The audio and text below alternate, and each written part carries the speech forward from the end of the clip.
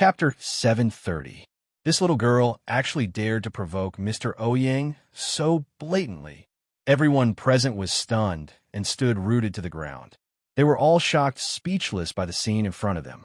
From how the Leopard Gang's boss, Han Biao, respectfully fawned over Mr. Ouyang, it could be seen that this Mr. Ouyang was definitely a big shot. Moreover, from Mr. Ouyang's tone, he seemed to be very familiar with the brother of the former Sky Bridge Gang's boss, who was codenamed Leopard Head, who worked for the Kosha mercenaries. This was simply an alliance between the strong and the strong. Under such circumstances, Yun Jian actually ran in front of him like a madwoman and said that she killed his friend in front of him in a fit of anger. Is this little girl stupid? The people present didn't know Yun Jian's name, nor did they know her identity. However, as long as one had a mind of their own, they would think so. Where the hell did you come from, little girl? Do you want to die? Han Biao was slightly shorter than Yun Jian. He pointed at Yun Jian, thinking that Yun Jian was a little brat who came to cause trouble. Hurry up and throw her out.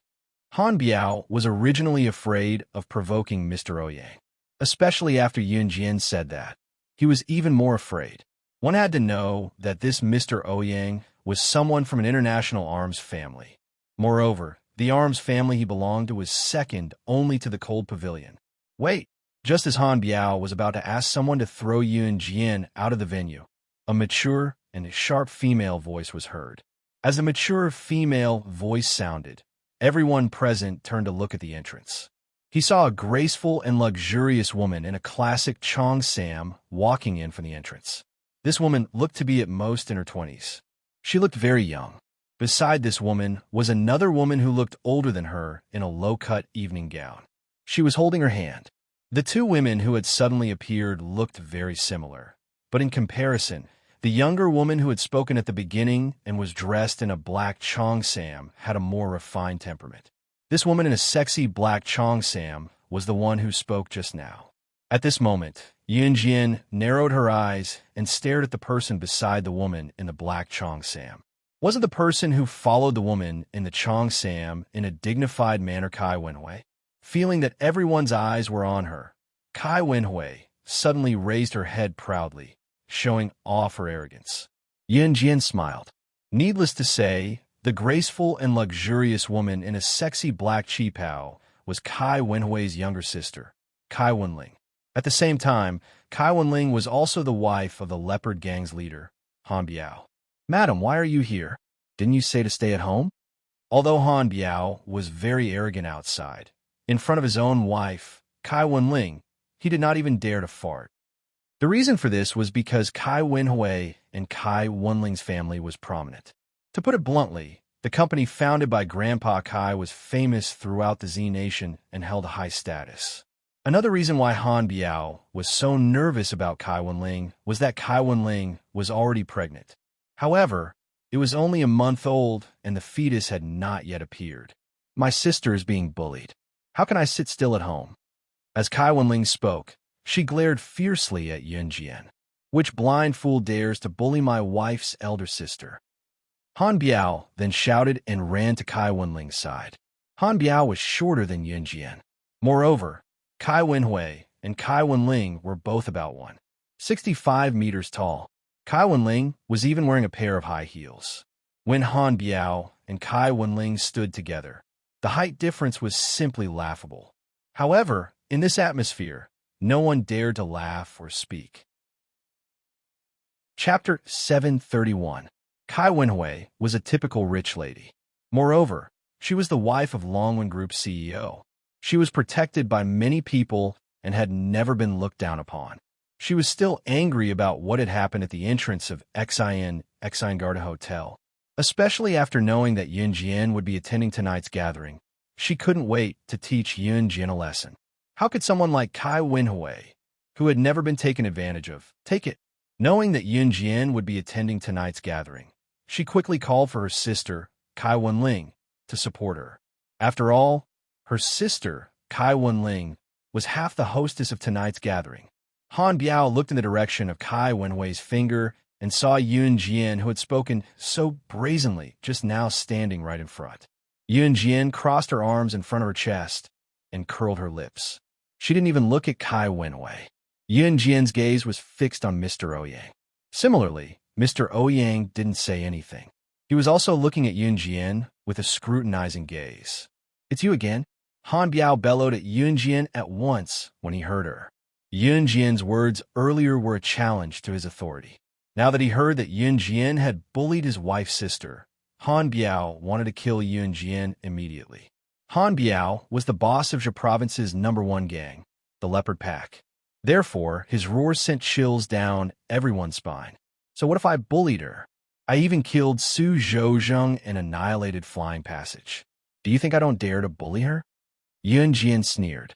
However, in everyone's opinion, Yun Jian was definitely done for this time. Su Zhouzheng is really dead. Flying Passage is really annihilated. Mr. Ouyang looked at Han Biao with a sinister expression. It seemed like he was asking his last question. What? My brother is dead? After Mr. Ouyang asked the last question, a loud voice suddenly came from the door. Everyone was stunned. Then a 1.9-meter tall man walked in from the door. His body was as strong as an ox, and his muscles were taut. At first glance, one could tell that he was as strong as an ox. At this moment, the man heard an unbelievable piece of news. He stood upright at the entrance, and his tall figure and rough words sent chills down the spines of everyone present. Needless to say, the voice belonged to Su Zhouzheng's elder brother, Su Zhoming, who was rumored to be working for the Kosha mercenaries. At this moment, Su Zhoming, who was standing at the door for the first time, had bloodshot eyes. He stared straight at the scene, his eyes emitting killing intent, as if he wanted to kill everyone present. Facing such a murderous Su Zhoming, Han Biao's short body could not help but shudder violently. Afraid that he would be implicated, Han Biao threw Kai Wenhui's matter to the back of his mind. He looked at Su Zhoming and knew that this person was from the Kosha mercenaries. He immediately felt a sense of respect for Su Zhoming. A few months ago, Flying Passage was indeed annihilated. Su Zhouzheng was also killed by Falcon Hall. Han Biao said to Su Zhoming. Su Zhoming immediately howled madly when he heard that. Su Zhoming's eyes were bloodshot. He looked at Han Biao and asked, "Who killed my brother? Speak." Chapter 732. Yun Jian looked at Su Zhoming's wild face and spoke again without fear. "Su Zhouzheng failed to kill me with a sniper, but he severely injured my men from Falcon Hall. Since he dared to hire a sniper, he deserves to die." As she spoke, Yun Jian's eyes sharpened. Her face was calm, although she had the pretty face of a young girl. Yun Jian's face was filled with endless coldness. If she had not intervened that day, Su Zetian would have died. She was very protective of her own people. Yun Jian admitted that to herself. Since Su Zhouzheng dared to hire a sniper to assassinate her and even injured Su Zetian by mistake, he deserved to die. Then he would have to pay the price, death. Together with Flying Passage, they would all be buried with him. Yun Jian had never regretted killing Su Zhouzheng. She never did anything she regretted. The words Falcon Hall were like an invisible palm that slapped everyone's heads at lightning speed. This young lady, is she from Falcon Hall? Furthermore, those who were able to attend the gathering were undoubtedly the strongest members of a gang or company. If that's the case, this young lady, your Falcon Hall's boss, Rakshasa? Han Biao lived up to his name as the boss of Zhe Province's #1 gang. Although he was not good-looking and short, he had a sharp mind. Although it was hard to believe that Yun Jian was Falcon Hall's boss, Rakshasa. However, based on Yun Jian's behavior and what she said, it was hard to believe. If Han Biao still could not figure it out, then his position as the boss of Zhe Province's #1 gang would be wasted. Falcon Hall's boss? Rakshasa? When everyone heard Han Biao's words, it was as if they had been struck by lightning. They all stood rooted to the ground, dumbfounded. It was as if they had pitied and despised a beggar on the side of the road. But the next second, the beggar had donned the king's clothes and stood at a height that no one could reach. Those who thought Yun Jian was being unreasonable and foolishly admitted that she had killed Su Zhouzheng and destroyed Flying Passage looked at Yun Jian in a different light. What? When Yu Xiaodan heard this from afar, She was so shocked that her eyeballs almost fell out. He suddenly found out that the person he had looked down on and even mocked just a moment ago had become the boss of the second strongest gang in Ja province in the next second. She was also the legendary boss of Falcon Hall, Rakshasa, who had charged in a flying passage alone and killed Su Zhouzheng in front of everyone. What kind of feeling was this? Moreover, she was about the same age as his son, but she was already the boss of the second gang in Ja province. No matter who it was, they would be frightened and terrified by this sudden feeling of terror. It wasn't just Yu Xiaodan Yikai, Gao Meihan, Dai Qingqing, and Grandpa Kai. All of them were terrified. For a moment, a sense of panic swept through everyone's body, giving people the feeling that they had been hit on the head with a taser. What do you think? Yun Jian sneered. At this moment, the expression on her face did not match the expression she should have at her age. Cold, arrogant, like a king overlooking all living beings. How dare you kill my brother? You're the one who killed him. Go to hell. Go to hell. Arg.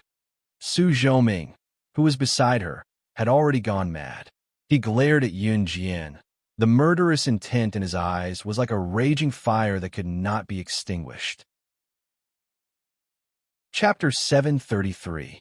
Someone sighed to the person beside him. His words were filled with distrust towards Yun Jian. Most of the people present knew about the existence of the Kosha mercenaries. It was the #1 mercenary group alongside the Han organization. In today's world, who would dare to provoke the Kosha mercenaries? Moreover, the Kosha mercenaries had just annihilated the Inferno Ring not long ago.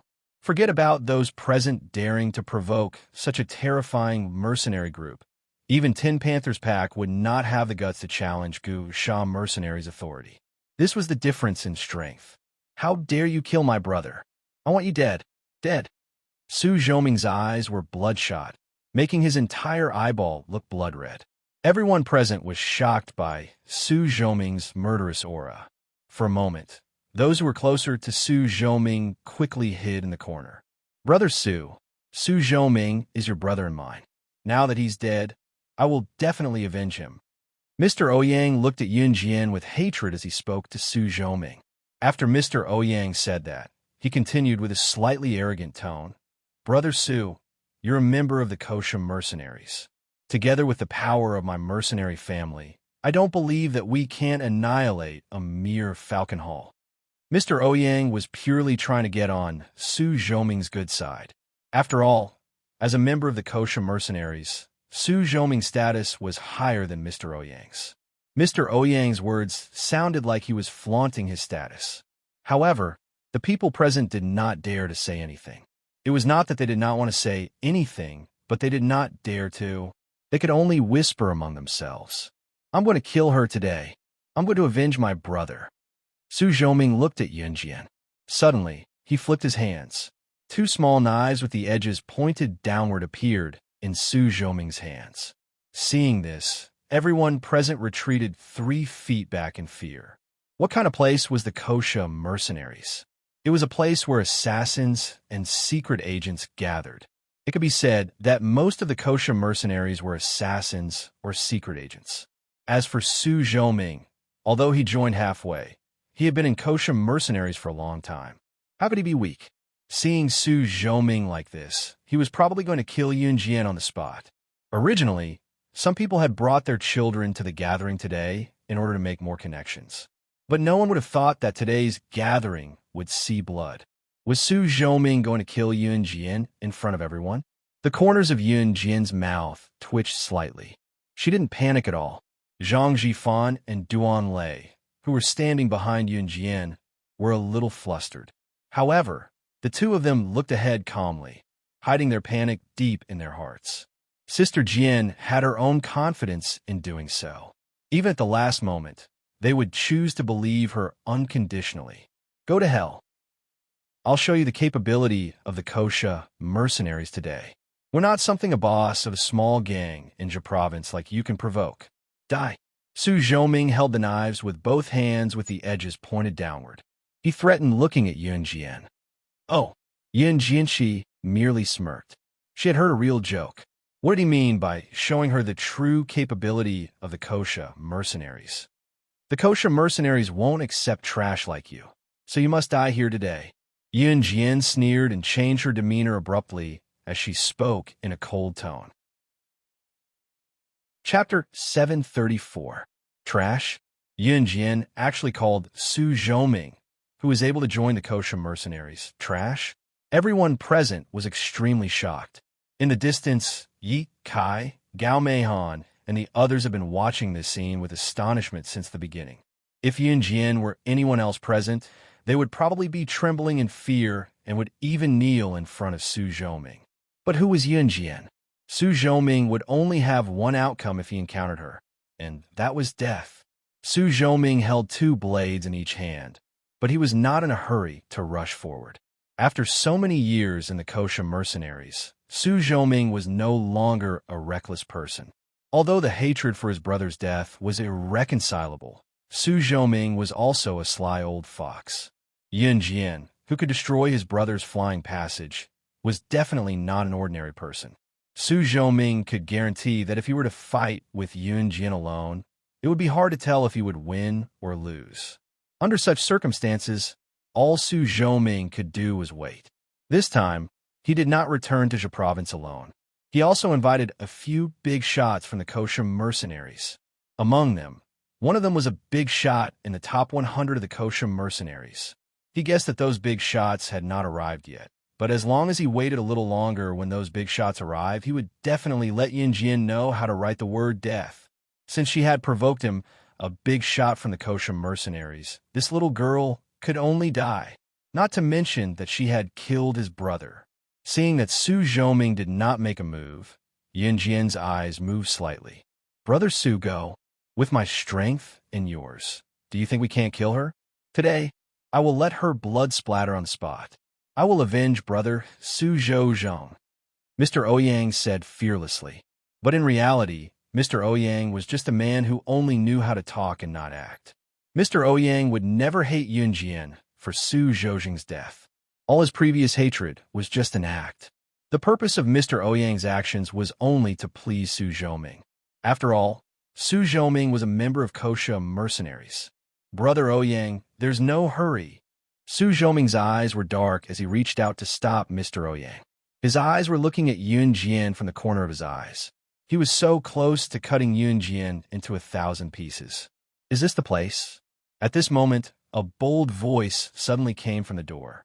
Following that, a group of burly and stocky men walked in casually from outside the door.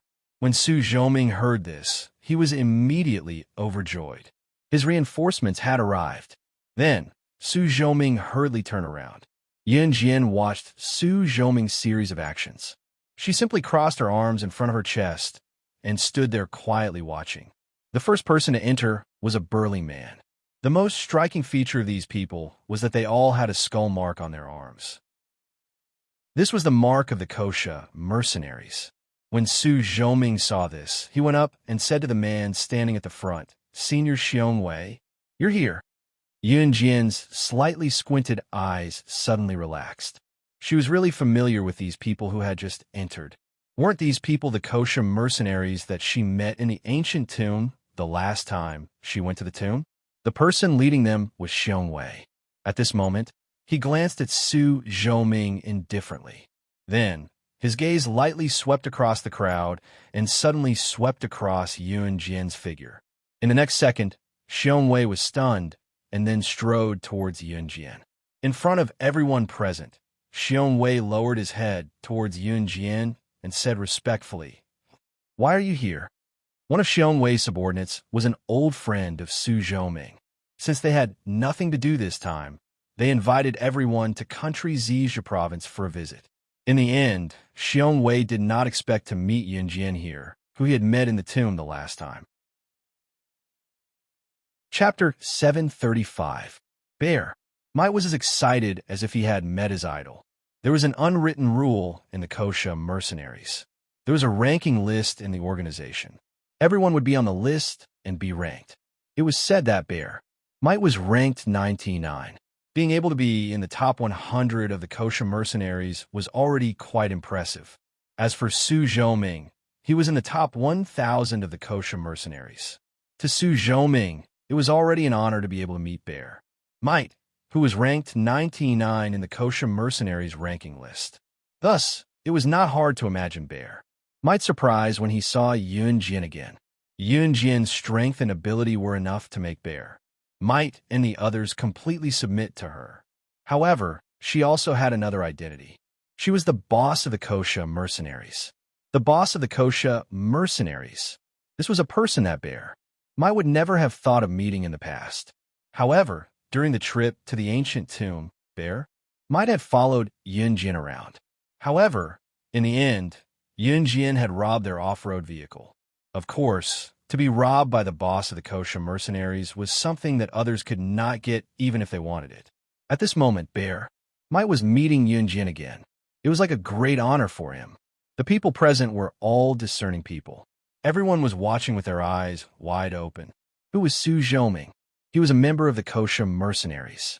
For Su Zhoming to lower himself to flatter Bear Might was enough to show that Bear Might's status was higher than Su Zhoming's. But what was the situation now? Why did Bear Might, who had a higher status than Su Zhoming, speak to Yun Jin in such a respectful tone? The word "sir" was enough to show Bear Might's respect for Yun Jin. "I'm here for a party." Yun Jin brushed her hair behind her ear and returned a casual smile to Bear Might. She didn't expect to meet them here by coincidence. "As long as you're happy," Bear Might said to Yun Jin very respectfully.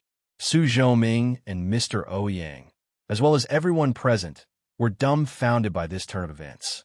What was going on? "Senior Xiongwei, how did you... Do you know this damned woman?" Su Zhoming pointed at Yun Jin and asked Xiongwei in surprise. Perhaps because Su Zhoming's tone revealed too much disrespect for Yun Jin, Bear Might frowned and slapped Su Zhoming, who was over 9 meters tall. "Scram, is she someone you can insult?" When Xiongwei heard that Su Zhoming was disrespectful to Yun Jin, he punched Su Zhoming to the ground. Then, Xiongwei took out a Browning pistol from his waist and pointed it at Su Zhoming. "You are courting death in front of me," Bear Might said, and was about to shoot Su Zhoming. Su Zhoming dared to insult his Kosha mercenaries boss to his face. This was simply a slap to the Kosha mercenaries' face in front of others. Don't. We are all on the same side, Seeing that, Bear Might was really going to kill Su Zhoming. One of Su Zhoming's old acquaintances quickly ran out to stop Bear Might. "Scram!" Bear Might was furious. Su Zhoming was humiliated in front of everyone, so he was unwilling to accept it, especially a man like him who was insulted like this. Moreover, it seemed that Bear Might and the others would not help him. His brother Su Zhozheng could not die in vain. Hence, when Su Zhoming stood up, he whipped out 2 small knives with the edges facing downward and charged at Yun Jin. The people present were already shocked by the scene just now. At this moment, Su Zhoming suddenly grabbed 2 knives and rushed toward Yun Jin. This scene made everyone present unable to react. "Yun Jin!" Dai Qingqing could not help but shout from afar. At this moment, Yun Jin stood still. She narrowed her eyes and swung her hand from her pocket at Su Zhoming. A butterfly knife glittering with silver light flew out from her hand. When everyone finally reacted, Chapter 736. Su Zhoming, who was holding 2 small knives with the blades facing downward, looked up at once when he sensed danger and saw the butterfly knives that Yun Jin had flung at him. "Leopardhead, come back. Don't be stupid." Bear Might's subordinate, who was Su Zhozheng's old friend, shouted at Su Zhoming.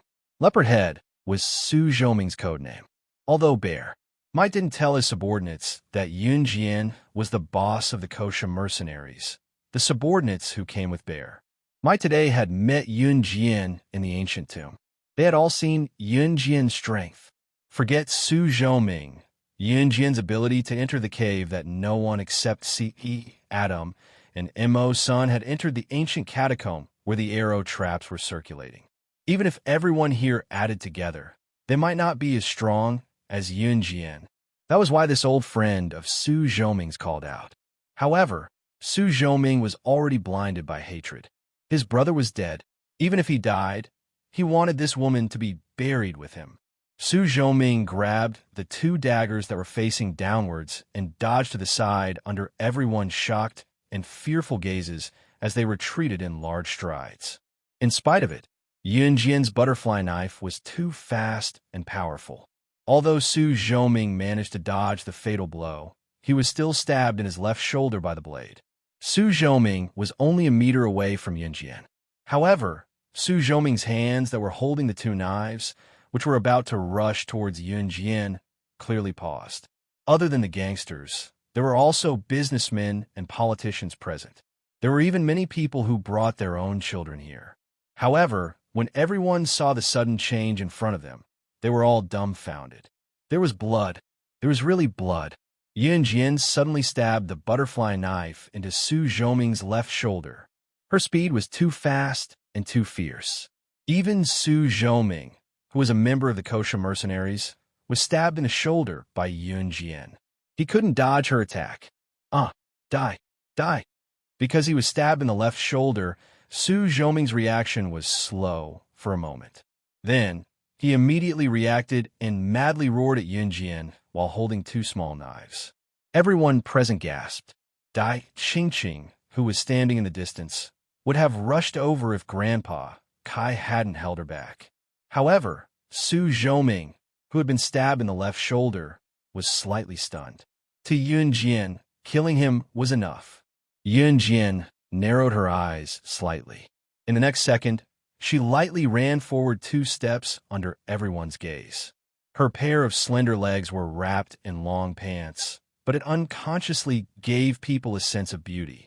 Just as everyone was mesmerized by her beauty, Yunjian bent her beautiful legs. She lightly stepped on her small feet and dodged to Su Zhoming's left. From the moment Su Zhoming rushed towards Yunjian with the 2 knives in his hands, to the moment Yunjian stabbed Su Zhoming's left shoulder with the knife, until now, only 10 seconds had passed. However, between experts, many things could happen in 10 seconds. In the blink of an eye, Yunjian was 1 step ahead of Su Zhoming. She grabbed the butterfly knife that was stabbed into Su Zhoming's left shoulder. Everyone's eyelids twitched violently. A bad premonition swept through everyone's body. In the next second, they saw Yunjian grab the butterfly knife that was already stabbed into Su Zhoming's left shoulder. She held the butterfly knife and slashed it along Su Zhoming's left shoulder, from his left shoulder to his heart. Before Su Zhoming could react, the area from his left shoulder to his heart had already been dissected along the way. In the next second, Su Zhoming's eyes widened as he slowly fell backwards. When everyone saw such a bloody scene, they were so frightened that all the hairs on their bodies stood on end. Yunjian, she actually dared to kill a member of the kosher mercenaries. Chapter 737. Su Zhoming didn't even realize that he was going to die in Yunjian's hands. However, everyone present saw it clearly. How old was this little girl?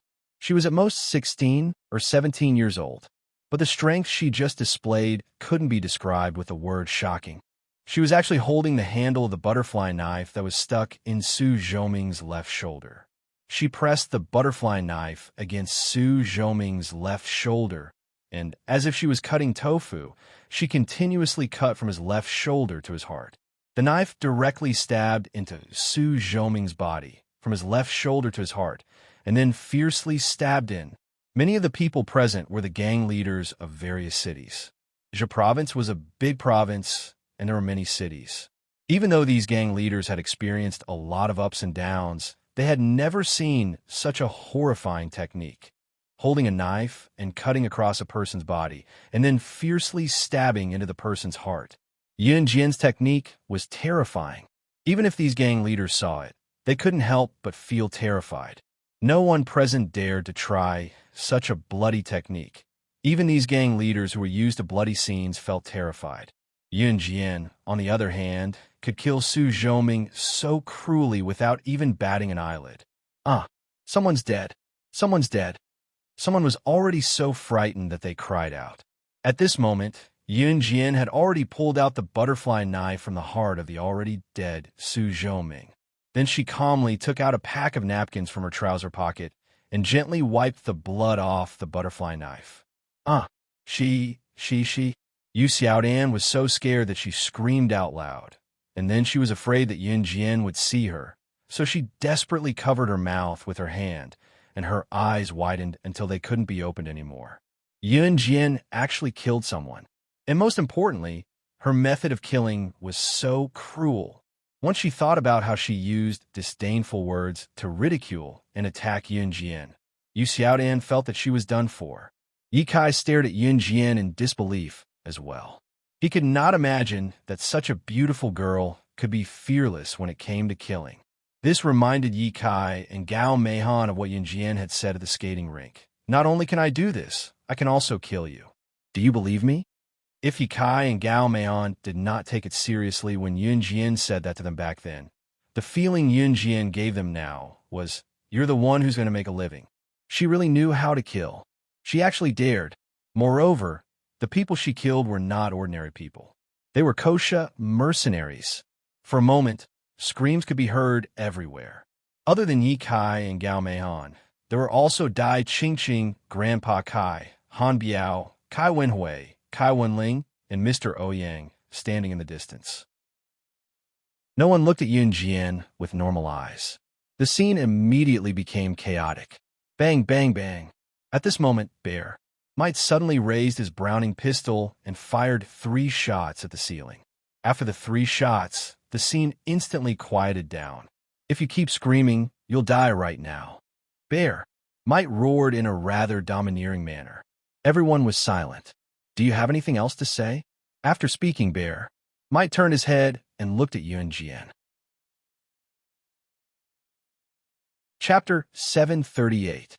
Go back and tell Snake Lizard to remove Su Zhoming's name from kosha mercenaries. From today onwards, Su Zhoming will disappear from this world forever. Yun Jian looked sideways at Bear Might as she spoke, but the words that came out of her mouth were awe-inspiring.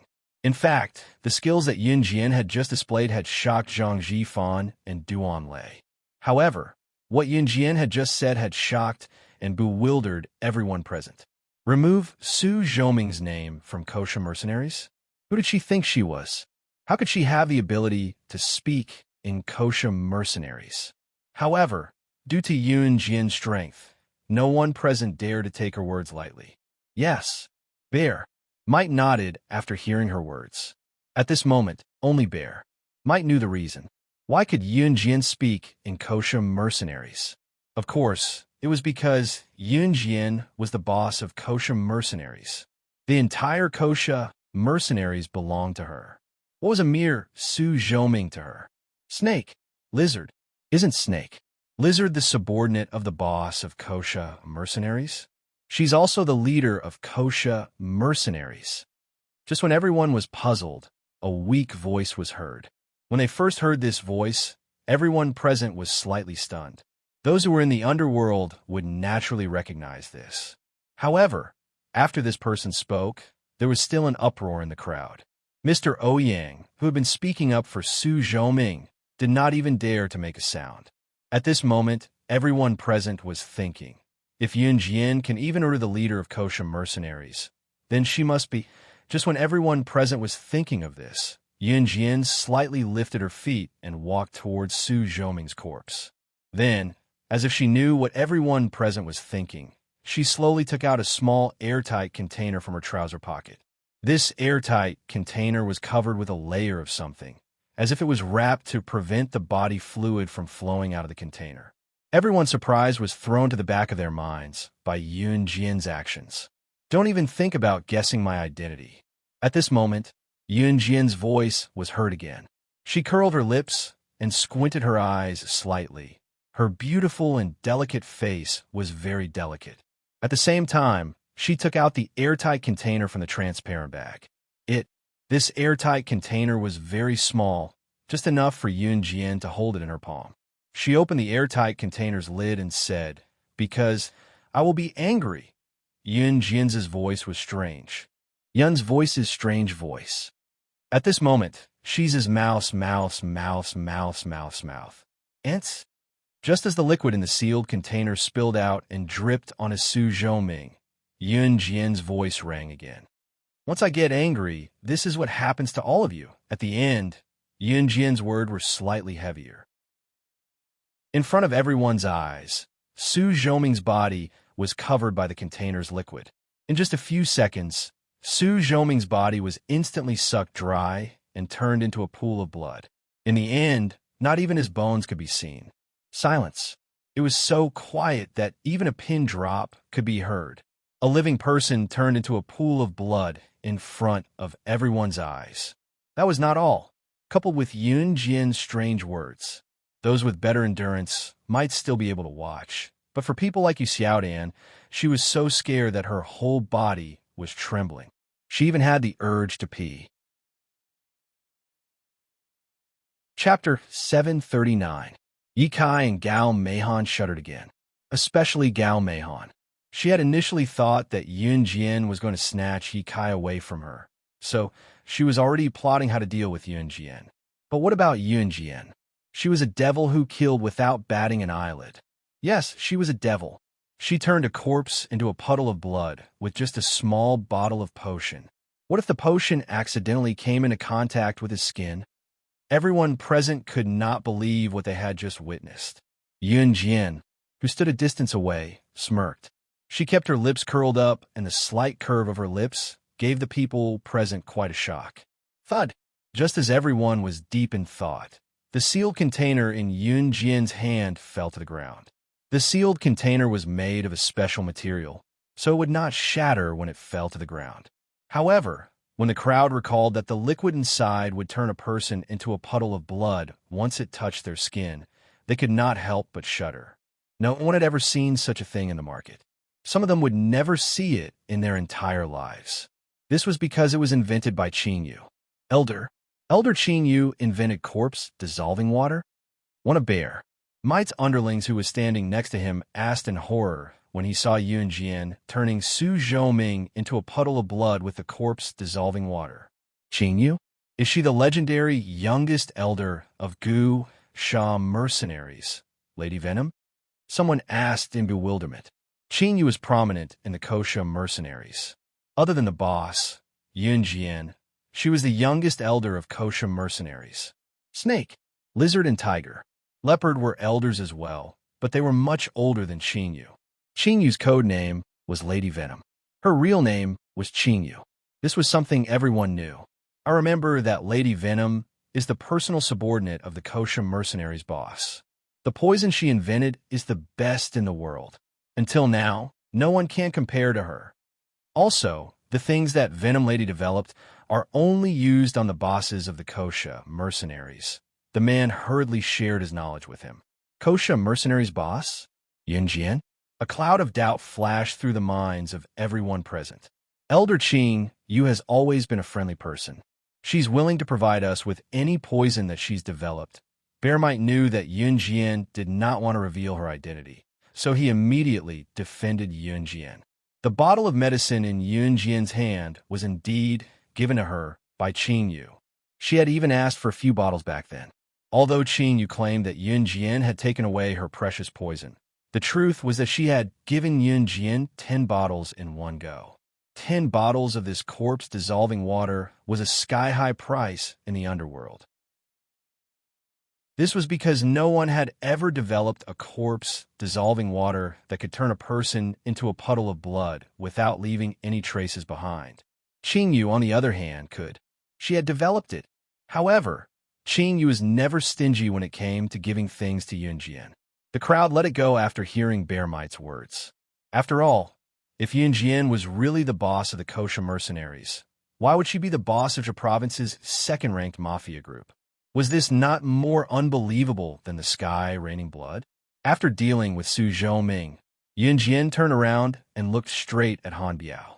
Under everyone's shocked gaze, Yun Jian walked step by step toward Han Biao. What are you doing? Before Han Biao could speak, Kai Wenhui, who was standing next to him, screamed in fear. Although Han Biao was panicking inwardly since he had dealt with Yun Jian in such a manner earlier, he appeared unfazed. Chapter 740. Everyone thought that Yun Jian was going to avenge herself. After all, Kai Wenwei had pointed at Yun Jian and complained to Han Biao in front of everyone. As for Han Biao's roar at Yun Jian, anyone who wasn't stupid would be able to tell from his tone of voice. If Yun Jian really wanted to take revenge on Han Biao for insulting her just now, the people present wouldn't be so shocked. After all, Yun Jian was just a young girl. At her age, she was already at a more vengeful age. It was normal for her to get angry when others said a few words about her. However, what Yun Jian wanted wasn't revenge, but the Leopard's Gang. If Yun Jian had asked Han Biao for the Leopard's Gang from the beginning, no one would have taken her seriously even if she was Falcon Hall's Rakshasa. After all, in the eyes of outsiders, although Falcon Hall was powerful, there was still a certain distance between them and the Leopard's Gang. If Falcon Hall was a rising star, then the Leopard's Gang was a well-established gang with a solid foundation. However, after the current situation, everyone present changed their view of Yun Jian. She even knew Elder Snake Lizard and Elder Qinyu from the Kosha mercenaries. Then, her future achievements were absolutely immeasurable. Han Biao didn't expect Yun Jian to ask for the Leopard's Gang from him. He swallowed hard and then said to Yun Jian, "What's the second choice?" Yun Jian didn't intend to give him a chance to refuse. Yun Jian's deep black eyes flashed. The corner of her lips curled up slightly, and arrogant words came out of her beautiful throat. The second choice, she purposely stalled for a moment before Yun Jian gripped the butterfly knife in her palm. In the next second, the knife in her hand was twirled twice in a nimble motion. Then, Yun Jian pulled out a smile. She looked at Han Biao and said, "If I kill you, the Leopard's Gang will still be mine." What a big tone. Everyone present could not help but think so. However, because of Yun Jian's previous performance, no one doubted the authenticity of Yun Jian's words. Moreover, Yun Jian was very familiar with the elders of the Kosha mercenaries. The position of the elders in the Kosha mercenaries was second only to the boss of the Kosha mercenaries. Under the suppression of such a situation, everyone present had no choice but to submit. At this moment, Zhang Zhifan and Duan Lei, who had been following Yun Jian the whole way, were also shocked. However, in contrast, although the two of them were surprised, they did not reveal their surprise on their faces. In the face of Yun Jian's overbearing aura, Han Biao was finally convinced. All right, other than agreeing, under such circumstances, what else could Han Biao do? Although Han Biao's looks were unsatisfactory and he was short, he had a clever mind. Although he did not look so powerful on the surface, since he could become the boss of the province's #1 gang and sit in this position for so many years, he must have his own strong side. Moreover, Kai Wenling was so beautiful, and Kai Wenling's family background was even more outstanding than Han Biao's gang. Han Biao being able to marry Kai Wenling was like a fresh flower inserted in cow dung. Since he was able to marry Kai Wenling, it was enough to see that he was a powerful person. Happy cooperation. Yun Jian narrowed her eyes slightly and said these words in a relaxed manner. All the witnesses present were shocked by Yun Jian's actions. Chapter 741. Han Biao rolled his eyes in his heart, but he still said, "Happy working with you." How is that a happy working with you? Han Biao wanted to die at that moment. The reason why Han Biao agreed to hand over the Leopard Gang to Yun Jian so easily was because if he did not agree, Yun Jian would kill him. That was one of the reasons. The biggest reason was that he had heard that Yun Jian had used a similar method to take Falcon Hall under her wing. After Dragon Head Gang was taken under Yun Jian's wing, it became the current Falcon Hall. Yun Jian herself used the name of Falcon Hall's boss, but handed over all the gang's affairs to Su Zetian. If Yun Jian wanted to kick him out of the gang after taking over the gang, Han Biao would consider whether to compromise or not. According to the information Han Biao received, Yun Jian immediately changed the name of Dragon Head Gang to Falcon Hall after she took over. As for Yun Jian, she did not care about the gang's affairs at all. She was merely a figurehead at best. What moved Han Biao even more was that ever since Yun Jian led Falcon Hall, she had single-handedly destroyed the Sky Bridge Gang in less than half a year. She even took over the Sky Bridge Gang in the shortest time possible. This made Dragon Head Gang, which was the current Falcon Hall, one of the last few gangs in Jia Province, quickly become the second gang in Jia Province. It was only today that Han Biao realized that Yun Jian's strength was so strong because she knew the Kosham mercenaries' elders. Those were the elders who could directly replace the Kosham mercenaries' boss and directly dispatch the Kosham mercenaries. The facts proved that if Han Biao were to fight with Yun Jian, he would admit that he was no match for her just based on the fact that Yun Jian knew the Kosham mercenaries. Therefore, he might as well go all the way and agree to hand the Leopard Gang over to Yun Jian. Or perhaps, after becoming Yun Jian's subordinate, she could lead the Panthers Gang to greater heights and become the #1 gang in the country, or even step onto the international stage. It had to be said that Han Biao's heart was faintly stirred. Moreover, as long as Han Biao joined an organization and became a member, he would be a loyal and devoted person. His greatest strength was that he would never betray the people in his own organization.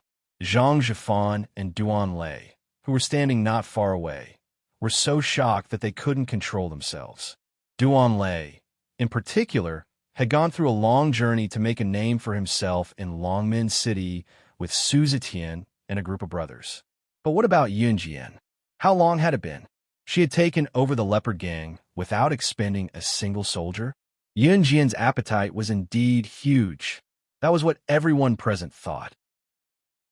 But at the same time, they couldn't help but add a sentence in their hearts. Yun Jian may have a big appetite, but she has such strength, so why should we be afraid? The rest of the gathering went smoothly. Of course, due to what happened earlier, those who were fearful left early. People like Yi Kai, Gao Meihan, and the rest had left long ago. Dai Qingqing, on the other hand, continued to talk to Yun Jian fearlessly with Grandpa Kai. The Leopard Gang was not like the Dragon Head Gang back then, so it would take some time for Yun Jian to take the Leopard Gang into her Falcon Hall and change all the Leopard Gang's territories and members into Falcon Hall. Yun Jian was not afraid that Han Biao would go back on his word. Based on the current situation, it was Han Biao who was afraid that Yun Jian would go back on her word. After all, Han Biao was the leader of the top gang in Jia Province, but he could not leave. With Yun Jian around, as long as he was not an idiot, he would definitely join Falcon Hall. Chapter 742. After the gathering ended, Han Biao gave Yun Jian his contact, and Yun Jian brought Zhang Zhifan and Duan Lei for supper. Other than Zhang Zhifan and Duan Lei, Yun Jian also brought Dai Qingqing, Grandpa Kai Bear, Might, and the rest. Bear. Might was flattered to be invited to supper by Yun Jian. Others did not know, but Bear. Might was aware of Yun Jian's identity. When Yun Jian learned from Dai Qingqing that there was a seafood barbecue stall nearby, she led the group there without hesitation. When he saw Yun Jian leading the group into the seafood barbecue stall, Bear, Might could not help grinning. It turned out that the boss of Kosham mercenaries would bring them to the stall for barbecue too. Looking at how Yun Jian ordered the menu skillfully, Bear, Might could not help grumbling inwardly. So the boss of Kosham mercenaries, the richest woman in the secret agent and assassin world, would actually eat the food sold by such a stall. After supper, Yun Jian returned to Exine Garden Hotel with a stomach full of grease. Yun Jian went home early the next morning. Bear, Might, and the rest left early in the morning, coming over to greet Yun Jian before they left. Dai Qingqing waved goodbye to Yun Jian with tears in her eyes. Yun Jian comforted her by saying that they would meet again next time. They would indeed meet again next time. Since the Panthers Pack's headquarters was here, Yun Jian had to go through a lot of procedures to take them under her Falcon Hall. Especially since Han Biao was from here, Yun Jian would definitely have to travel back and forth in the future. With Dai Qingqing sending them off, Duan Lei drove off with Yun Jian and Zhang Zhifan in his car. After about 2 hours of driving, Duan Lei drove Yun Jian and Zhang Zhifan back to Longmen City. Once back in Longmen City, Duan Lei could not help hurrying to Falcon Hall's headquarters to report the good news. Falcon Hall would soon become the biggest gang in Jia Province. It was all thanks to Yun Jian. New crews belonged to Yun Jian as well. Zhang Jifan's friendship with Duan Lei and the rest had deepened, so he was delighted to see Falcon Hall doing well. After all, the wider Falcon Hall's future path was, at the same time, a representation of how powerful New Crew's backing was.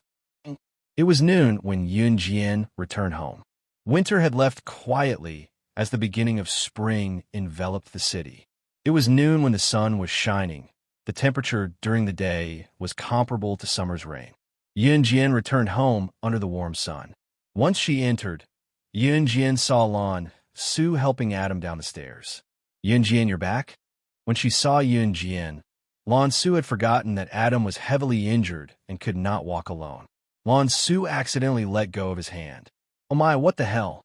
What are you doing? Is this how you serve a patient? Adam's lips twitched exaggeratedly. I'm sorry, I forgot. Lan Su quickly held Adam's hand again and helped him down the stairs gently. Yun Jian pressed her lips together and asked, Where's my mom? Annie. She want to try on a wedding gown with Annie Dong Ruan, Lan Su said, remembering Qin Yuru's request. Where are they? Yun Jian asked again. United Luen Mai Shopping Center. Young mistress, you can go take a look. Adam held his leg and slowly walked down the stairs with Lan Su's help. Once she heard that Qin Yuru had gone to try on a wedding gown, Yun Jian turned to leave the house and headed to the shopping center. Chapter 743. I'm sorry. I didn't do it on purpose. Lan Su's awkward voice could be heard faintly. It was Lan Su's first time serving someone. She had always been the one being served in the past. Even when the shaman tribe had declined in Yulong mainland, Lan Su was not reduced to the point where she had to serve someone. Perhaps it was because she felt that she had let Adam down. So, Lan Su could be said to be extremely tolerant of Adam. Stupid woman. After hearing Lan Su's words, Adam, who was about to criticize Lan Su, loosened his mouth and finally spat out these 3 words. On the other hand, Yun Jian was already on her way to United Luen Mai Shopping Center. United Luen Mai Shopping Center, as the name suggested, could buy most items in Longmen City. While there were not many shops selling wedding gowns, there were a few of them in United Luen Mai Shopping Center. In Longmen City, United Luen Mai Shopping Center was considered one of the bigger shopping platforms. Yun Jian did not know which shop Qin Yuru and Dong Ruan had gone to, but Yun Jian was patient enough to look for them. Due to the hot weather at noon, Yun Jian only wore a white hoodie with long sleeves. The pure white sweater on her body added a sense of youthfulness and delicateness to her. Those who did not know would think that Yun Jian was just a young girl brimming with youthfulness when they passed by and saw Yun Jian. Yun Jian had yet to find Qin Yuru after walking around several wedding gown shops in United Luen Mai Shopping Center. She was not in a hurry either. The day before yesterday, which was Friday night, Yun Jian heard from Qin Yuru that she would be attending a high school reunion with Dong Ruan this afternoon. Yun Jian could guess that Dong Ruan was probably free today and had applied for leave to attend the reunion. Once it was over, she would accompany Qin Yuru to pick out a wedding gown. Dong Ruan was a high-ranking official, so she usually did not have time. It was probably because she had not started work these few days that Dong Ruan and Qin Yuru went to the reunion first upon returning from the countryside and went shopping in the afternoon to pick out a wedding gown for Qin Yuru. May 21st was Qin Yuru and Gu Yunjian's wedding date. It was already March now, just over 2 months away from the wedding date. It was already considered late for Qin Yuru to pick out a wedding gown now. Unfortunately, Gu Junjian had been busy with military affairs these few days. Yun Jian also knew that Gu Junjian did not have time to accompany Qin Yuru to pick out a wedding gown. Since Dong Ruan was free today, she naturally did it on behalf of Gu Junjian. Just as she thought of this, Yun Jian turned a corner. When she looked up, she inadvertently saw Qin Yuru standing in the distance. Dong Ruan was also standing beside Qin Yuru. Yun Jian slightly restrained her expression and was about to walk over with a smile when she saw a group of people standing in front of Qin Yuru and Dong Ruan in the distance. Qin Yuru and Dong Ruan did not enter the wedding gown shop. The group of people standing in front of Qin Yiru and Dong Ruan looked to be about the same age as the two of them. A woman who stood at the front was lecturing Qin Yiru in a loud, glib voice. "Don't be like this. I was wondering why the two of you left after attending the reunion. It's a reunion after all. Everyone went to karaoke in the afternoon, but the two of you left and even said that you had something to do. If we didn't take this path to the karaoke, we wouldn't have seen the two of you. It's not easy for classmates to gather together. The two of you are really... Also, Qin Yiru, didn't you drop out of high school halfway through? Aren't you already married? Now you're here to pick out a wedding gown. Are you planning to get married again?" Chapter 744. Even the passers-by on the street could not help but stop and turn to glance at Qin Yiru when they heard the woman pointing at Qin Yiru and saying that she was planning to remarry. No matter which era it was, people who remarried would always be gossiped about, especially at Qin Yiru's age. If this woman stood on the street and said that she was planning to remarry, some passers-by would definitely overthink. If it was accidentally overheard by acquaintances, it would spread like wildfire. Even if it was a good thing, it would become a bad thing.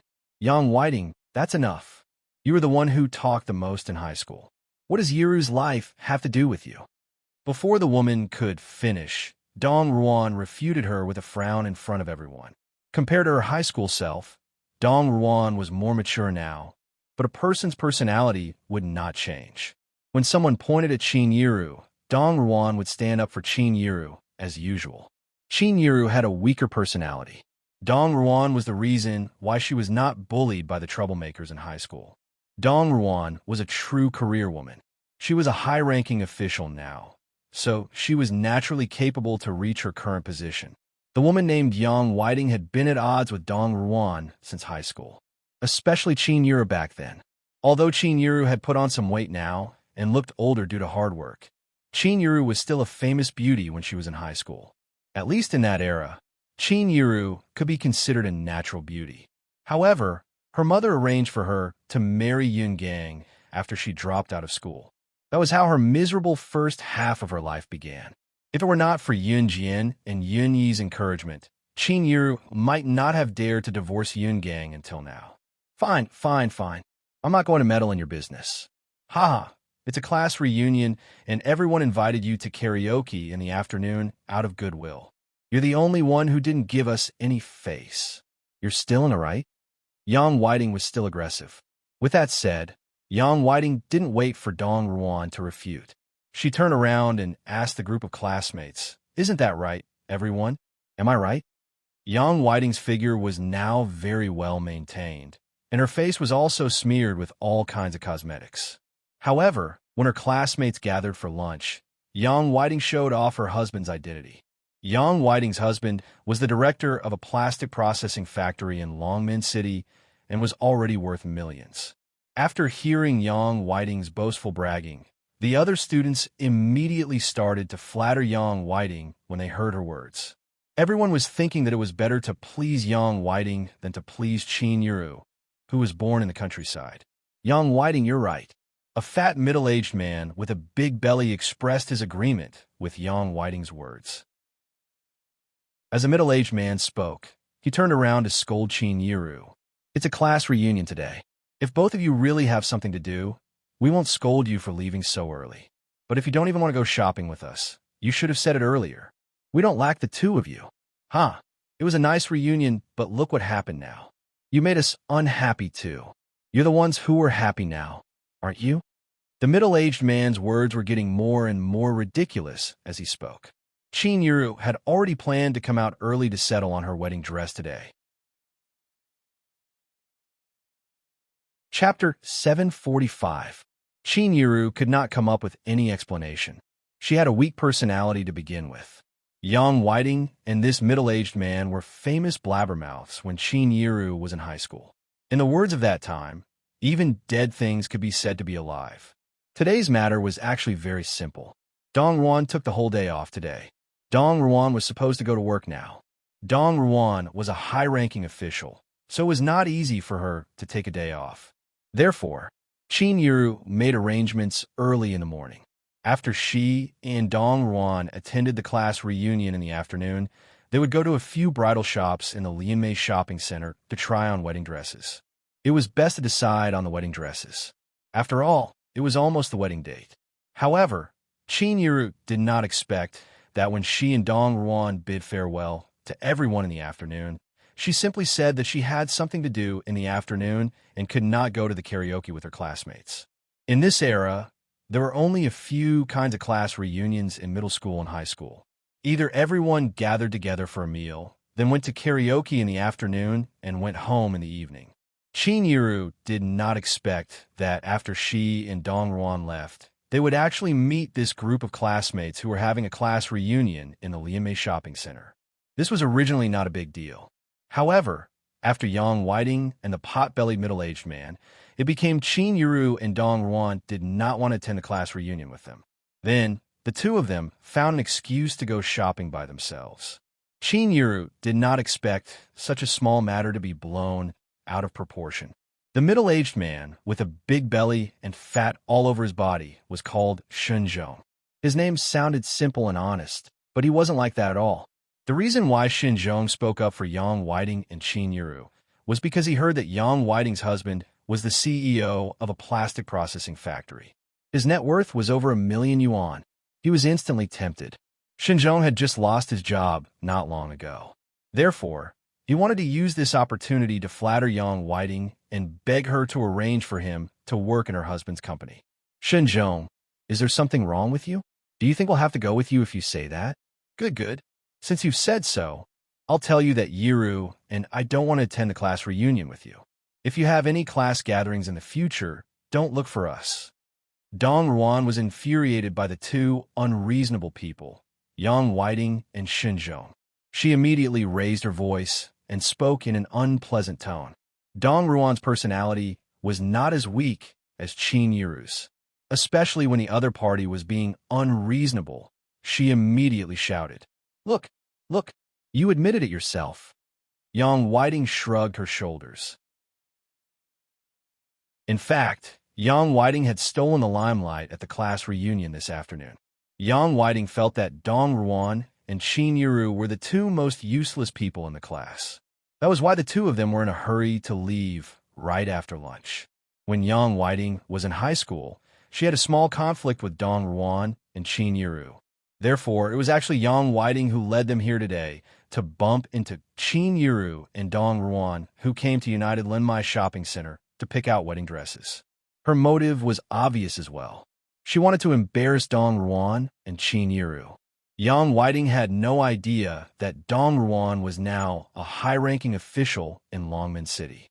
Otherwise, Yang Whiting would not have dared to insult Dong Ruan and Qin Yiru in front of everyone, even if she wanted to. So what if my mom and Annie Dong admitted it? I'm the one who told them not to stay too long with trash before they came. Is that wrong? Yun Jian's melodious voice rang out just as Yang Whiting was in high spirits. Chapter 746. Yun Jian listened from the side and figured out the whole story. Yang Whiting was here purely to cause trouble for Qin Yiru and Dong Ruan. As Yun Jian spoke, she was already strolling over. She had just returned from Hang City. After knowing that Qin Yiru had gone to pick out a wedding dress, she wanted to rush over to accompany Qin Yiru. She did not expect to encounter such a situation. Yun Jian knew Qin Yiru very well. One should not be too weak, or else one would be bullied. That was true, but Qin Yiru was weak. She would never brag in front of others. Even if Yun Jian was the director of new crews, Qin Yiru would not brag in front of others because she was not that kind of person.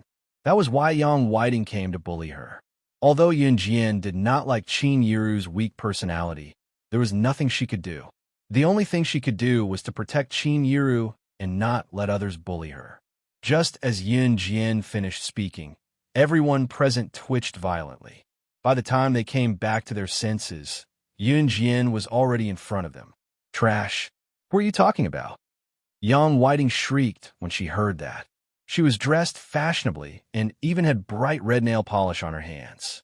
However, when she heard Yun Jian's words, Yang Whiting could not hold it in anymore. You're the bastard child of Qin Yiru and the man she dropped out of high school to marry, right? Ha! Who are you calling trash? Young Whiting loved to curse when she was young. Now that she heard Yunjin call them trash, she did not hold back at all. Everyone present was Qin Yiru's high school student. When Yunjin called them trash, she included all of them. When Yang Whiting insulted Qin Yiru, everyone present looked at Qin Yiru with disdain. Yunjin saw everything clearly. Qin Yiru had dropped out of high school to marry a man from the countryside. Everyone present thought that Qin Yiru was a poor village woman who lived in the countryside, someone who would never be able to make a name for herself. Therefore, no one bothered with her during the class reunion in the afternoon. Some of them even mocked Qin Yiru jokingly. If Dong Ruan had not replied for her, Qin Yiru would not have known how to answer. I'll talk to whoever responds to me, Yunjin replied faintly with a cold glance at Yang Whiting. Yunjin ignored Yang Whiting and went over to take Qin Yiru's hand, telling Qin Yiru and Dong Ruan, "Mom, Annie Dong, let's go." As she spoke, Yunjin was about to pull Qin Yiru and Dong Ruan into the bridal gown shop. You? Yang Whiting was rendered speechless by Yunjin's words. Seeing that Yunjin was about to pull Qin Yiru and Dong Ruan away in the next second, Yang Whiting was enraged. Her eyes then landed on the signboard of the bridal gown shop. It's Jelly Bridal Gown Shop. This is the biggest bridal gown shop in Longmen City. The lowest price for a bridal gown is tens of thousands. Can you guys afford it? Yang Whiting could not help shouting when she saw that Yunjin and her friend were about to enter the shop. As Yang Whiting spoke, she did not forget to boast. When I got married to my husband, we bought our bridal gowns here. They cost 30,000 apiece. I said it was too expensive, but he insisted on buying them for me. Heh, I really can't do anything about him. Yang Whiting began to indulge in her own ego as she spoke. Imo-san, buy all the shops in United Luenmai Shopping Center. Just as Yang Whiting was feeling smug, a rich and pleasant male voice rang out. Yunjin turned around abruptly when she heard the familiar voice. Chapter 747. Everyone was stunned by Si Yi's sudden appearance. Yunjin narrowed her eyes slightly. Qin Yiru and Dong Ruan did not expect Si to show up out of the blue. What surprised them the most was that Si Yi had addressed the person as mother-in-law. The term mother-in-law was undoubtedly referring to Qin Yiru. Si did not mention future mother-in-law, which meant that Si had set his mind on Yunjin and would not allow Yunjin to go back on her word. In contrast to Qin Yiru and Dong Ruan's reaction, Yang Whiting and the rest had never seen Si before, especially Yang Whiting. When she realized that the mother-in-law Si was referring to as Qin Yiru, she laughed sarcastically. Mother-in-law? TSK, TSK. While Yang Whiting was chuckling, Imo-san had already turned to leave. Yang Whiting was still looking at Qin Yiru with a mocking gaze. Qin Yiru, your mother-in-law, so early? Huh, your daughter is only in junior high, isn't she? As she spoke, Yang Whiting glanced at Yunjin in disdain. She then turned to look at Si Yi, who had just appeared, only to see Si Yi's handsome face that would infuriate both humans and gods. Even the middle-aged Yang Whiting could not help gasping when she saw Si Yi, but she recovered quickly. Like mother, like daughter. You dropped out of high school, and your daughter found a man so quickly. Is she planning to climb up the social ladder and become a phoenix? Yang Whiting taunted Qin Yiru again. Yang Whiting thought about it carefully. Her husband was the director of Longmen City's largest plastic processing factory and was worth millions. Yang Whiting had attended many gatherings with her husband. She had attended all the gatherings in Longmen City, big and small. However, she had never seen Si before. With that, Yang Whiting automatically assumed that Si was a conceited young man. Who was he kidding? It was like a joke. Luenmai Shopping Center was not a place where one could just buy whatever they wanted. In Longmen City, in this era, anyone with a net worth of millions could be considered a millionaire. The total assets of all the stores in Luenmai Shopping Center should be at least tens of millions, if not 100 million. Even if Si was a rich second-generation heir, how could he have so much money? Was this a joke? After all, Money in this era was much more valuable than it was now. 1 yuan back then might be equivalent to 10 or 20 yuan now. Yang Whiting could not help scolding Ce, who was walking toward Yun Jian. She could not help scolding Ce. Yang Whiting could not help blowing her own trumpet. Forget it, forget it. It's useless to tell you all this. Those who aren't born into a rich family are destined to not have the dignity of a rich family. After Yang Whiting said those words, many people present were unhappy. Even the group of people who were with Yang Whiting just now were a little unhappy. It was because most of them were from ordinary families. While Yang Whiting was speaking, he had already walked to Yun Jian. He extended his fair and slender hand to caress Yun Jian's head softly in front of everyone. Qin Yiru was quite angry with Yang Whiting as well, but she was too weak and afraid of getting into trouble. When Ce stood up for her just now, Qin Yiru had a better impression of Ce. When Yang Whiting saw that no one was paying attention to her, she thought that she was right and continued her tirade. When Yang Whiting thought that Ce, Yun Jian, and the rest had all listened to her, Ce merely caressed Yun Jian's head without even looking at her. Chapter 748. Ce did not even look at Yang Whiting.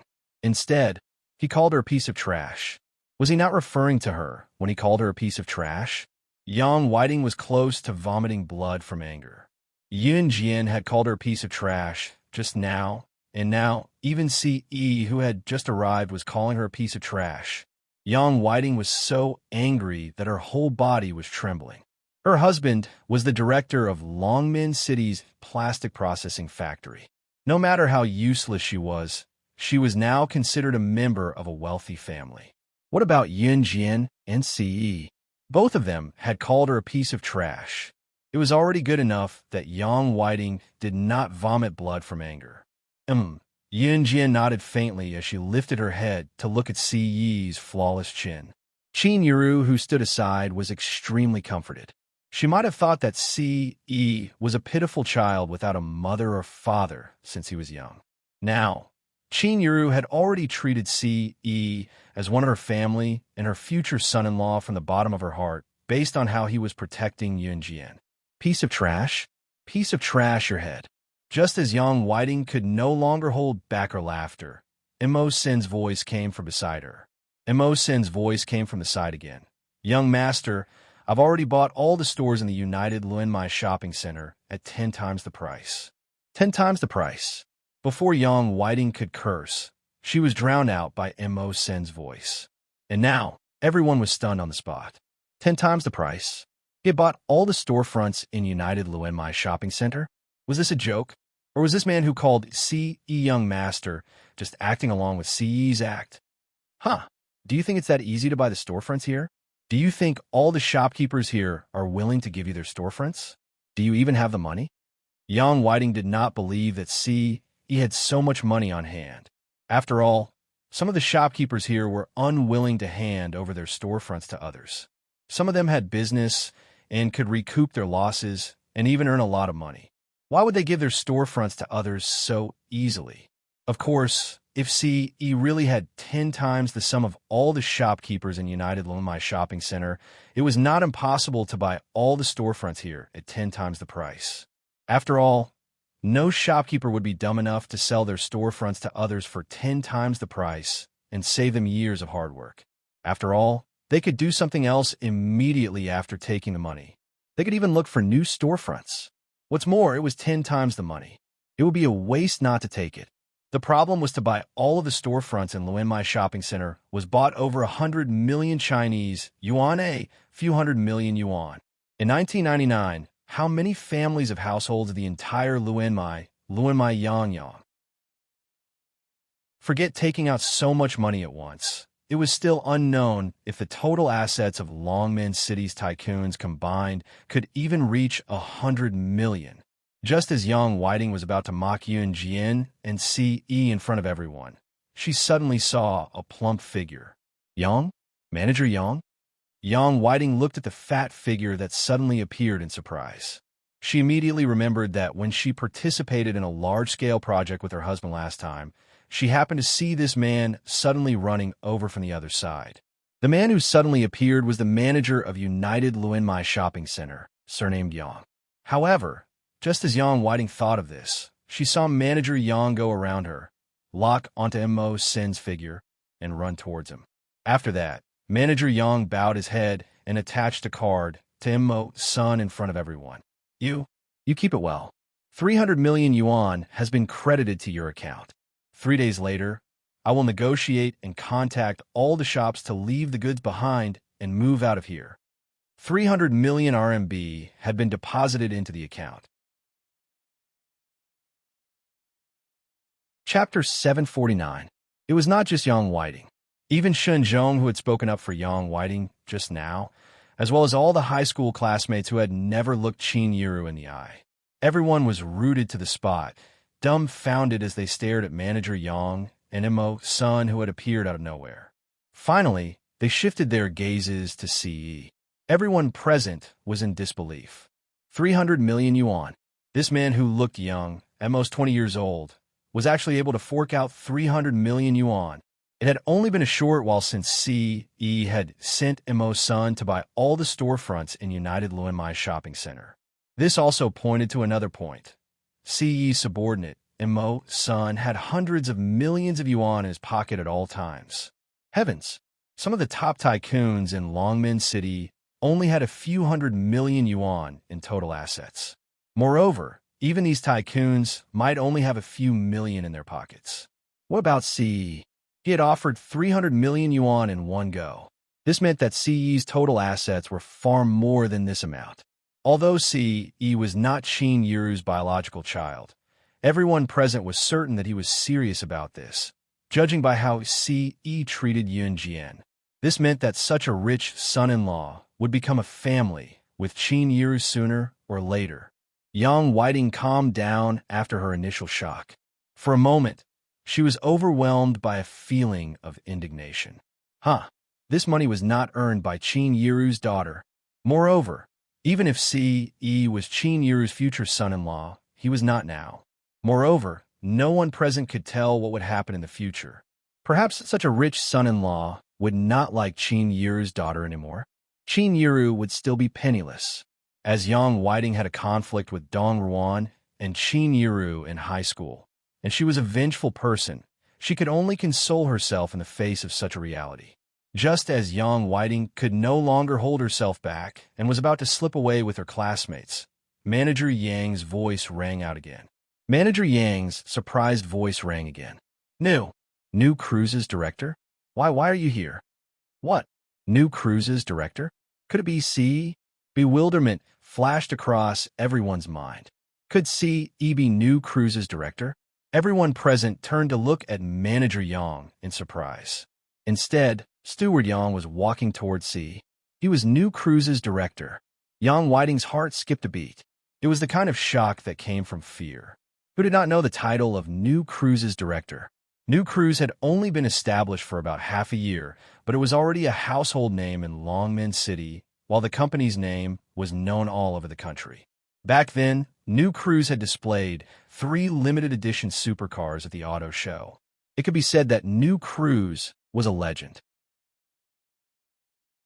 However, if Ce was New Cruise's director, it was not impossible for him to fork out 300 million Chinese yuan to buy United Luenmai Shopping Center based on the company's marketing record.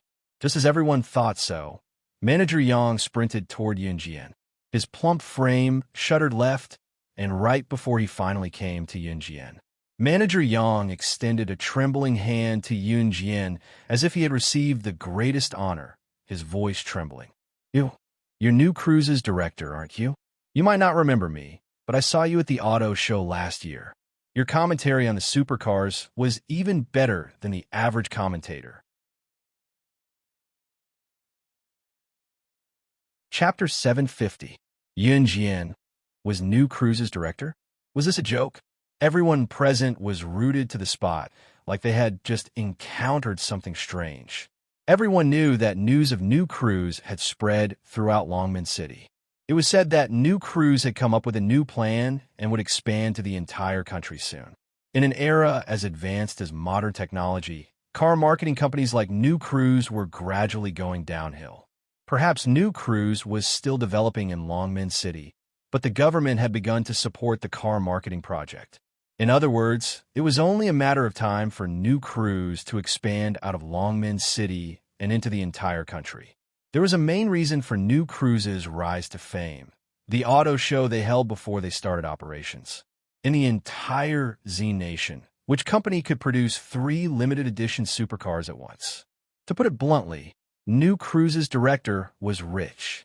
Therefore, when everyone present heard that the rumored director of New Cruise was Yun Jian, they were all stunned.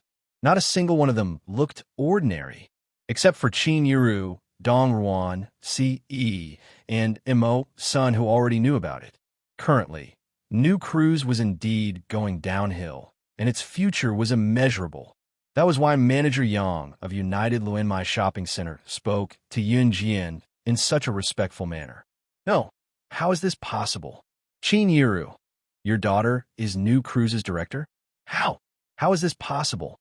Yang Whiting was wearing a pair of bright red high heels, but she took 2 steps back in the opposite direction and looked at Qin Yiru with a terrified gaze. This Shen Zhong, who had helped Yang Whiting to insult Qin Yiru just now, the pot-bellied, plump middle-aged man who stood behind Yang Whiting, was in disbelief as well. At this moment, other than disbelief, Shen Zhong was filled with deep regret.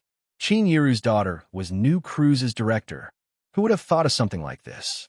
Shen Zhong had tried to please Yang Whiting purely because he had lost his job and wanted to get a job in her husband's company. And the result? He had offended the mother of the director of New Cruise. She had long heard that New Cruise's employees' monthly salary was higher than any other company or place in Longmen City. Of course, Shen Zhong wanted to go in, but he couldn't. But at this moment, Shen Zhong rolled his eyes and thought of another way. Just as Yang Whiting and Shen Zhong spoke, Steward Yang was already staring at Yun Jian. He reached out his hand as if waiting for Yun Jian to reach out and shake his hand. Yes, Yun Jian responded to Manager Yang under everyone's expectant gazes. However, just as she was about to shake Manager Yang's hand, it was grabbed by C. Steward Yang originally lowered his head and sincerely wanted to shake Yun Jian's hand. But when he realized that Yun Jian did not reach out to shake his hand for a long time, he raised his head slightly. Once he did, Steward Yang's plump frame shuddered violently, and so did his body, as if he had seen something terrifying. He almost lost his footing from the shock and almost fell to the ground. Everyone present clearly saw Manager Yang's reaction, so they were all very surprised and bewildered. Following Steward Yang's angle, they saw C.E. glaring at him coldly.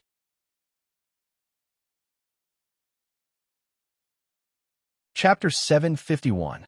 C.E.'s stare sent chills down Manager Yang's spine. He swallowed his saliva and didn't dare to extend his hand towards Yun Jian. In spite of it, Manager Yang's gaze was fixed on Yun Jian. Of course, he was looking at her with admiration. You? Can you give me your phone number? It'll be easier to contact you in the future. Manager Yang suddenly thought of something. He quickly took out his phone with trembling hands and asked Yun Jian. For someone of Manager Yang's status, the people he interacted with were all big bosses of the same status. Moreover, in 1999, mobile phones had started to enter the market. Communication devices, such as mobile phones and pagers, had already become popular among the big bosses. Sure, Yun Jian smiled and was about to take her phone out of her pocket. No. However, before Yun Jian could take out her phone, C.E.'s mellow voice came from behind Yun Jian. Manager Yang's body shrunk when he felt C.E.'s murderous gaze. He didn't know why, but this man gave him the feeling that if he asked for Yun Jian's number, he would kill him without hesitation.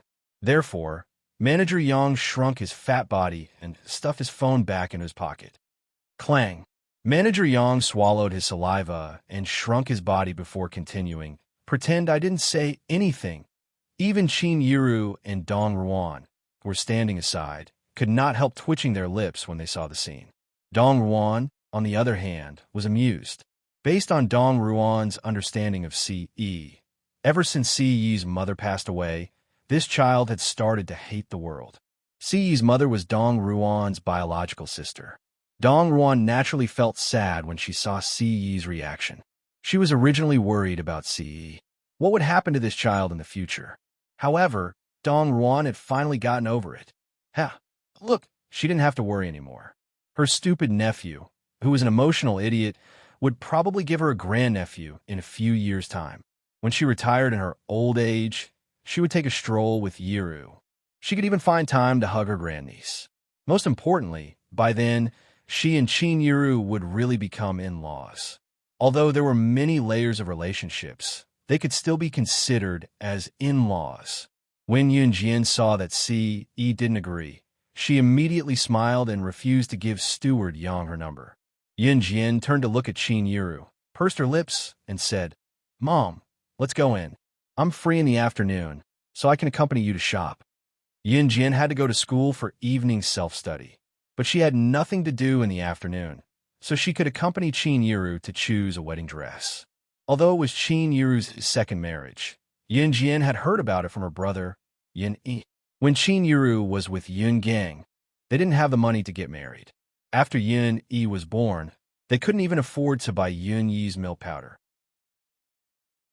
At that time, Qin Yiru didn't have any milk, so Yun Yi was all skin and bones from starvation when she was young. When the original owner was 2 years old, Qin Yiru and Yun Gang had their wedding. However, this so-called wedding didn't have a wedding dress, only a pitiful amount of dowry. Qin Yiru's mother-in-law, Lu Lanhua, was a stingy person, so the villagers only invited a few families to have a meal and made do with it. In this day and age, people who drove cars to get married were the wealthiest people in the world. Chapter 752. Okay. Qin Yiru snapped out of her shock and answered Yunjian at once. Other than Dong Ruan, who was her best friend for life, Qin Yiru really did not think much of her high school classmates. Of course, the reason Qin Yiru did not fight back when she was bullied was not because she was a saint, but because she was afraid of getting into trouble. To Qin Yiru, cowardice was her most obvious weakness.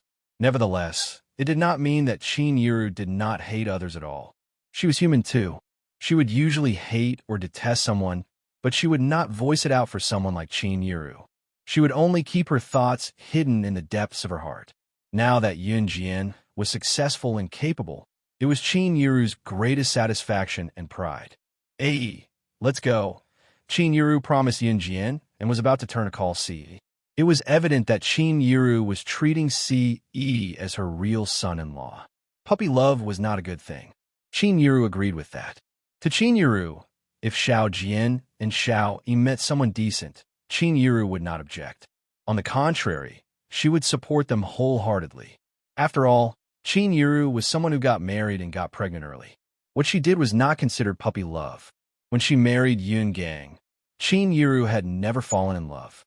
Of course, it was not impossible that Qin Yiru had fantasized about Yun Gang for a period of time. Since what happened later, however, no matter how many fantasies Qin Yiru had, they were all gone now. It was fortunate that she was able to meet Officer Go while she was still alive. Once she thought of Officer G's tolerance and like-minded personality, Qin Yiru looked forward to the days ahead. "Yes, let's go." Si agreed to Qin Yiru's request. Then, he smiled and grabbed Yunjian's hand as they walked into the bridal shop, named Jelly. Seeing this, Mo-san wanted to follow in. Just as Qin Yiru and Dong Ruan were about to turn around and enter, a male voice rang out. "Wait!" When they first heard this voice, Qin Yiru and Dong Ruan stopped in their tracks. Yunjian sensed that Qin Yiru was not following them, so she tugged on Si's hand and turned around. Shinzhong, who had been criticizing Qin Yiru along with Yang Whiting, called out to stop Qin Yiru and Dong Ruan. "Qin Yiru, Dong Ruan, it was my fault just now. I've wronged you. I hope you can forgive me." Shinzhong suddenly apologized. Then he brought up the topic that everyone wanted to forget. "I thought you didn't want to hang out with us. That's why you said that. Now I know that you're here to buy a wedding dress, right? Haha, I've wronged you. I hope you can forgive me." Shinzhong's eyes darted around as he spoke. There was a reason for Shinzhong to show his weakness. Shinzhong had been unemployed for a while now. Now that he had offended the mother of the director of New Cruise, he felt that he was showing his weakness to Chin Yiru and Dong Ruan. Chin Yiru had a weak heart, and since they were classmates, it should not be difficult for Chin Yiru to ask her daughter to get him a job in New Cruise, right? Of course, Shun Zhong's decision to suck up to Yun Jian meant that he had decided to fall out with Yang Whiting. As expected, even if Yang Whiting knew that Yun Jian was the director of New Cruise, she would not show her weakness. When Yang Whiting saw Shun Zhong's sudden betrayal, she immediately shouted at him, "Shun Zhong, what's the meaning of this? Didn't you agree?" Chapter 753. Agree to what? However, before everyone could hear the rest of Yang Whiting's words, Shun Zhong had already threatened Yang Whiting. "You be asterisk tisich, don't speak in front of me. Do you believe that I won't expose your dirty secrets?" Yang Whiting and Shun Zhong's words made everyone present bewildered. However, no one knew what was going on. Sure enough, when Yang Whiting heard that Shun Zhong was going to expose her secret, her face instantly turned pale. When everyone present heard Yang Whiting and Shun Zhong's conversation, they became even more suspicious. What other dirty secrets could there be? Could it be that Yang Whiting and Shun Zhong had some other relationship? Yun Jian's eyebrows twitched as an undetectable glint flashed across her eyes. Ce, on the other hand, lifted the black watch on his wrist and glanced at it. His thick brows on his flawlessly handsome face frowned slightly. "It's 12:30 p.m. Time to go." Ce's inappropriate voice suddenly sounded. Yun Jian didn't want to talk to Yang Whiting and Shun Zhong anymore, so she said to Chin Yiru, "Mom, don't worry about them. Let's go." Okay. Chin Yiru remembered that she had to rush home to prepare dinner because Yun Jian had to go to school for self-study. Hence, she didn't want to waste any more time here. "Wait, are you not going to forgive me?"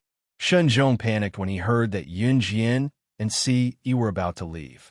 However, Shun Zhong was a person who knew how to adjust to the situation. He didn't ask Yun Jian, Ce, or Dong Ruan. Instead, he asked Chin Yiru directly. Shun Zhong had grasped Chin Yiru's personality. He knew that Chin Yiru had a soft personality. In high school, Chin Yiru had a soft personality. Furthermore, whenever someone asked her for something, she would give it to them. She was extremely kind. Chin Yiru panicked after being questioned by Shun Zhong. "We have nothing to do with you. How can you forgive us?" When Yun Jian saw Shun Zhong's expression, she knew that Shun Zhong definitely had something to ask of her. Hence, Yun Jian took over Chin Yiru's words and said to Shun Zhong. The meaning of Yun Jian's words could not be more obvious. Even if Yun Jian couldn't guess what Shun Zhong was thinking, she had a rough idea. Just by looking at Shun Zhong's appearance, Yun Jian knew that he definitely had something to ask of her. Or rather, he needed to use New Cruise. If a person like Shun Zhong was recruited into New Cruise, or even put in an important position, New Cruise's future would not last long. "Mom, let's go." Yun Jian shook off Ce's hand this time and walked over to pull Chin Yiru towards Jelly Bridal Boutique. Seeing Yun Jian and the rest walk into Jelly Bridal Boutique, Shun Zhong's wishful thinking was ruined. He looked on hatefully as Yun Jian's figure disappeared before him. However, there was nothing he could do about it. When Yang Whiting saw that Yun Jian and the rest had walked into Jelly Bridal Boutique, she instantly lost the intention to continue fooling around. Hence, she told everyone present, "I suddenly feel unwell. I'll take my leave first. Wait." Shun Zhong knew that he could no longer get into New Cruise. Hence, he turned around to please Yang Whiting. "Yang Whiting, about what you promised me before." "Tui, no way." Yang Whiting was filled with anger when she recalled what Shun Zhong had done earlier. She then said through gritted teeth. Chapter 754. Yang Whiting's expression changed again when she heard Shun Zhong mention it again. However, she soon remembered that Shun Zhong was just saying it casually. He had threatened her with it a few times before, but he had never dared to reveal it. Although in front of a group of high school classmates, Yang Whiting was afraid that Shun Zhong would really say it out loud, but she still didn't change her arrogant face. Yang Whiting lifted her head to look at Shun Zhong, and even said in a provocative tone, "Do you dare? If you do, I won't help you anymore. You mother of *her. Do you think your husband's lousy company is of any use? Compared to new crews, your husband's plastic processing factory should shut down as soon as possible." Shun Zhong spat at Yang Whiting through clenched teeth when he heard her tone. The thought of Yang Whiting causing him to be unable to enter new crews made Shun Zhong even angrier. Shun Zhong thought that he was unable to enter new crews purely because he helped Yang Whiting to talk to Qin Yiru. It was all Yang Whiting's fault. As for Yang Whiting's husband's plastic processing factory, Shun Zhong did not want to enter new crews after he heard about it. Look at this. What's the use of this woman carrying a bag and wearing branded clothes? She was still moaning excitedly under me yesterday. Shun Zhong was so angry that his eyelids were rolling. Hence, he decided to go all out and reveal the whole thing. Yang Whiting did not expect Shun Zhong to really reveal the whole thing, especially in front of all her high school classmates. Yang Whiting's face was pale, but she reacted quickly. She shouted at Shun Zhong, "You're spouting nonsense. Why would I be with a damn fatty like you? F***CK. Yang Whiting, you have a mole on your left chest. You should know if I'm spouting nonsense or not." Shun Zhong cursed and turned to leave in a huff.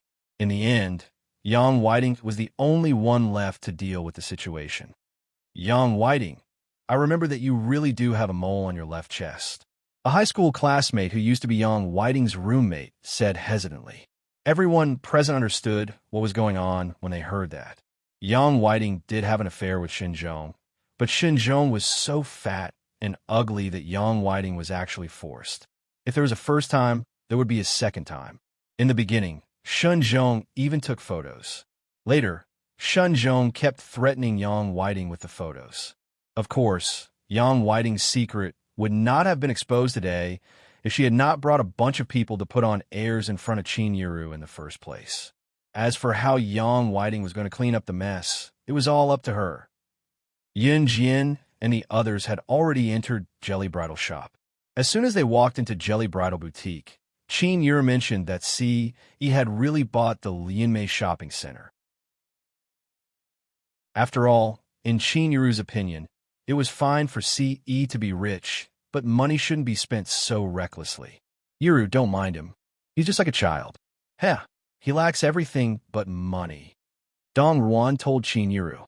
Dong Ruan then told Qin Yiru, jokingly, "You've given your daughter to him. Our bill today will be on him. Yiru, don't be courteous with AE. Even if we buy everything in Longmen City today, he'll still follow us happily and pay for us." As Dong Ruan spoke, she glanced at CE, who was holding Yun Jian's hand tightly, as if afraid that Yun Jian would get lost.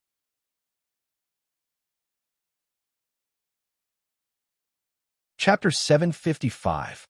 Dong Ruan was a fashion-savvy person. The wedding gown that she had chosen for Qin Yiru was unique as well. It brought out Qin Yiru's beauty.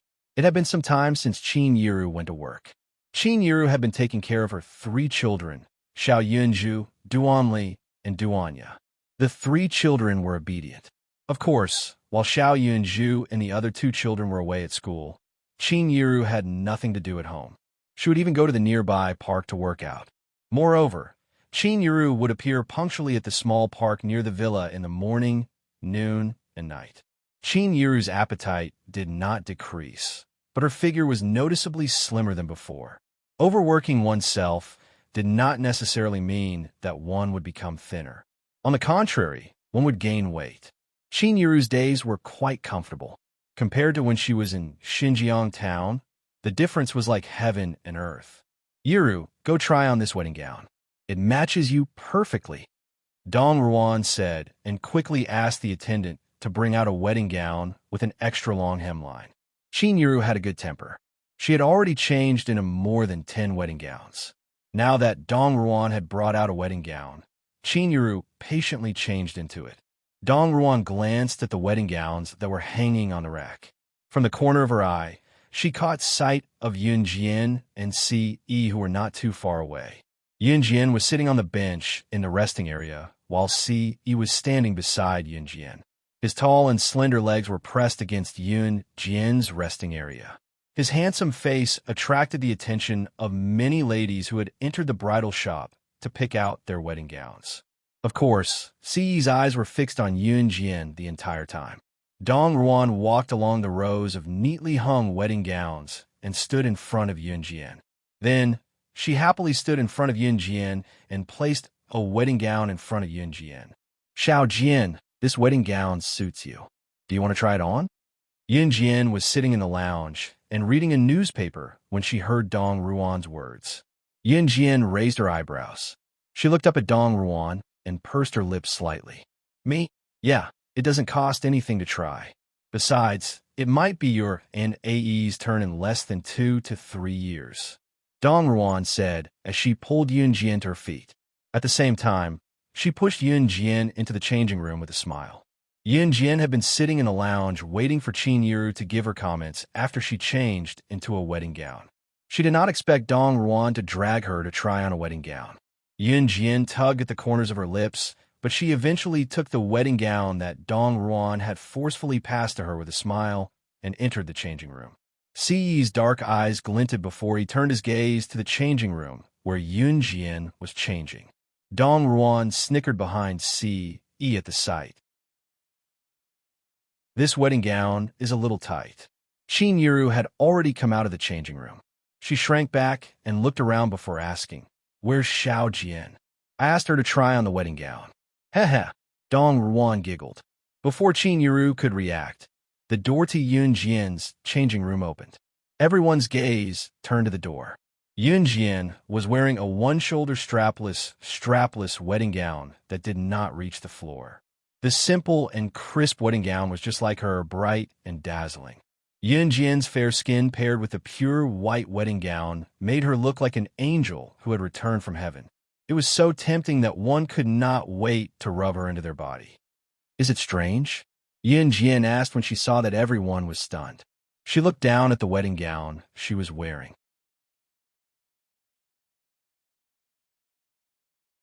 Chapter 756.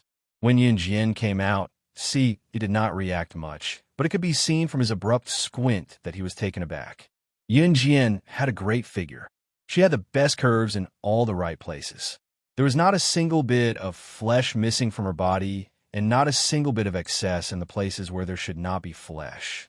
Her slender, yet voluptuous legs were covered by the hem of the wedding gown, but the gown's design was a one-shoulder spaghetti strap and a tube top. Yun Jian's ample bosom and her slim, yet voluptuous arms were paired with her curvy waist and slightly perky bottom. Yun Jian was mesmerizing no matter how one looked at her. Even Immerse, who had never been attracted to women, could not help taking a few more glances. It was only when he felt Yi's murderous glare that he realized that he was openly checking out his young mistress in front of the young master. Immerse hurriedly averted his gaze. He even coughed to cover up his awkwardness at the moment. "What's the rush, kid? Why are you buying a wedding gown so early?" Dong Ruan came over and glared at Yi with a grin before holding Yun Jian's hand. "I told you this wedding gown suits you. There is no need to mention how beautiful it was." "Huh," Dong Ruan said and patted the back of Yun Jian's hand affectionately. Yun Jian looked back with a smile. "My Xiao Jian looks good in anything, unlike me. My figure is already out of shape." Qin Yiru came over with a grin as well. "So you have to work out well. You must look beautiful on our wedding day." Dong Ruan said with a grin. May I ask?" It was then that a low male voice was heard. They turned their heads and saw a middle-aged man standing in front of them with a digital camera in his hand. The middle-aged man was slightly plump and wore a pair of round spectacles. He looked rather refined and cultured. When Qin Yiru saw the middle-aged man, she thought that he was here to ask for directions, so she replied, "Excuse me, is this young lady your daughter?" In terms of appearance, Yun Jian and Qin Yiru were quite similar. Therefore, the middle-aged man hung the digital camera in front of his chest and asked Qin Yiru. Qin Yiru was a little suspicious, but she still nodded. "It's like this. I'm a talent scout from Baiguang Model Agency. My name is Yao Jingmin. I just happened to see your daughter's stunning beauty, so I want to hire her to our company. The man who claimed to be a talent scout, Zhao Jingmin, said as he took out a business card from his pocket. Just as Zhao Jingmin was about to pass the business card to Qin Yuru, see, he said decisively, she won't go. See, he was already taller than the average person. Zhao Jingmin was about 1.75 meters tall, which was not considered short among men. However, compared to C.E., who was 1.85 meters tall, he had to raise his head slightly to look at him. C.E. was shielding Yun Jian behind him with a slight frown. His unapproachable expression sent chills down one's spine. However, a talent scout like Zhao Jingmin was used to seeing all kinds of people in the secular world. Although he was slightly stunned, he did not know who this man was. However, Zhao Jingmin still passed the business card to Qin Yuru and said to Qin Yuru, "Our company is a legitimate company, and I'm responsible for attracting people with potential to our company. If you're interested." Zhao Jingmin was indeed shocked by Yun Jian's shocked expression, but he completely ignored Siyi's words. After all, Yun Jian was definitely a student at her age. Since she was a student, her mother would definitely be in charge of her company. Chapter 757. Was this Zhao Jingmin courting death? Didn't he hear what I said? A murderous glint flashed across Siyi's eyes. Whenever he thought of Yun Jian's appearance being peeked at by outsiders, he would have the urge to kill the other party immediately. Zhao Jingmin was so scared that his whole body almost trembled when he heard Siyi's voice. Siyi's voice was dignified and respectful, especially when he revealed his murderous intent. There are not many people in the world who could look him in the eye. Although Zhao Jingmin was shocked, he quickly calmed down. As someone in Zhao Jingmin's line of work, he had seen a lot of ups and downs. Moreover, Zhao Jingmin had encountered someone who chased after him with a broom and beat him up before. Of course, Zhao Jingmin's job was to discover new stars and find new models for his company or actors in the entertainment industry. This was his job and his goal. In order to achieve his goal, Zhao Jingmin would do whatever it took. Zhao Jingmin discovered Yun Jian because he wanted to take a digital camera into the bridal shop to film some daily activities. However, he did not expect to capture such a scene. A girl opened the door to the dressing room. At that moment, it was as if she was illuminated by a beam of light. Zhao Jingmin felt like he had never seen such a beautiful scene in his life. Her graceful figure, coupled with the strapless and one-shoulder wedding gown, made her every move seem like a fairyland. It was even more beautiful than the scenery in fairyland. Zhao Jingmin was completely mesmerized. That was why he wanted to rope Yun Jian into his company. Can you seriously consider it? If you join our company, you will have a bright future. For example, if you intern at our company for a few years, we can arrange for you to debut. You can also enter the entertainment industry. Perhaps the entertainment industry is not popular yet, but nowadays, movies and TV series are gradually becoming popular. I believe that in a few years, movies and TV series will be popular all over the country. And I really don't want to miss out on a talent like your daughter. So, in 1999, acting in movies and TV series was not as popular as it was now. On the contrary, when the profession of acting in movies or TV series was first introduced, acting was still a very dishonorable profession. At that time, people still called actors and actresses. In ancient times, actors and actresses were never respected. Of course, in the later period, the social status of actors changed dramatically in people's daily lives. In 1999, every household had yet to be able to afford a television. However, a talent scout like Zhao Jingmin could only coax little girls. Of course, if it was a legitimate talent scout or a legitimate company, it would be fine.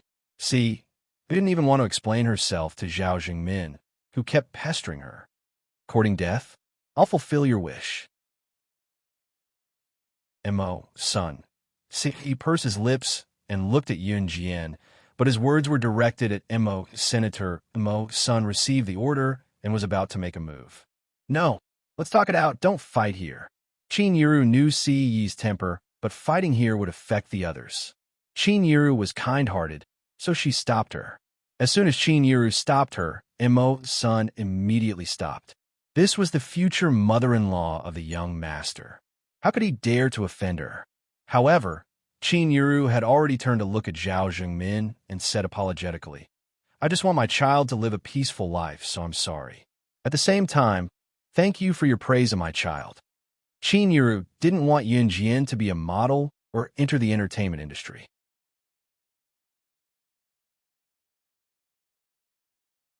Chapter 758. Yun Jian kept quiet because she knew that Qin Yuru and Si Yi would reject the offer on her behalf. Yun Jian had no intention of entering the entertainment industry either. Slaying God, the top secret agent in the international secret agent ranking, was going to compete with the big shots in showbiz? If word got out and Yun Jian's old friends heard about it, wouldn't they be laughing their heads off? Zhao Jingmin panicked when he heard that. In spite of it, he did not want to let go of such a good seedling like Yun Jian, so he came up with a new way to persuade the girl. We're no longer in a feudal society. Children should have their own opinions. What if your child wants to do it if you reject it like this? Aren't you going to ask for her opinion? As he spoke, Zhao Jingmin looked at Yun Jian. It was obvious that Zhao Jingmin had completely forgotten what Si Yi had said just now. Perhaps to Zhao Jingmin, Si Yi was scary, but he would do anything to achieve his goal for his job. Moreover, although people nowadays thought that actors were just entertainers and were at the bottom of society, this was not the case for children. Nowadays, the new generation of young people had already regarded some actors as their idols. However, there were also people from the older generation who looked down on actors. Therefore, Zhao Jingmin thought that Qin Yuru might not know, but a young student like Yun Jian should know, right? After all, it was such a great opportunity that some people did not even have the chance to enter the entertainment industry. Qin Yuru knew what Yun Jian was thinking, but since Zhao Zhengmin asked, Qin Yuru asked Yun Jian a question out of courtesy. Zhao Jian, go ahead, Qin Yuru told Yun Jian. After Qin Yuru shifted her gaze to Yun Jian, the rest of the group shifted their gaze to Yun Jian as well. Zhao Jingmin was brimming with confidence. After all, youngsters nowadays who were slightly attractive wanted to enter the entertainment industry. On the other hand, the older generation ostracized actors. To put it bluntly, a talent scout like Zhao Jingmin was looking for such a pure and innocent girl. Young girls who didn't know anything were their targets. They were the ones who were easily deceived. After all, one could become an idol and dazzle in the entertainment industry. Zhao Jingmin had taken advantage of this to trick many innocent girls. Zhao Jingmin did not believe that a girl as pretty as Yun Jian would not want to enter the entertainment industry. I don't want to. These two simple words summed up his decision. Yun Jian's reply killed Zhao Jingmin's idea. Okay. Zhao Jingmin appeared to be very disappointed. Before Zhao Jingmin could finish his words, however, Si's hand was already holding Yun Jian's held hand as they went to the changing room. Hey, where are you going? Qin Yuru stuck her head out to ask. To change, Si glanced at Yun Jian's wedding gown and replied to Qin Yuru. It was because of this wedding gown that they got into trouble, so he wanted her to change out of it. Her beauty was only for him to see. This child. Qin Yuru could hear Si's angry tone and move her lips slightly. Let them be. Let's hurry up and choose yours. Dong Ruan chuckled and pulled Qin Yuru to continue trying on the wedding gown. Zhao Jingmin, who stood where he was, watched Si Yi pull Yun Jian into the changing room with his own eyes, completely ignoring it. Zhao Jingmin clenched his fists in an unnoticeable spot and gritted his teeth in hatred. Neither he nor his company would let go of such a beauty. He would absolutely not stop.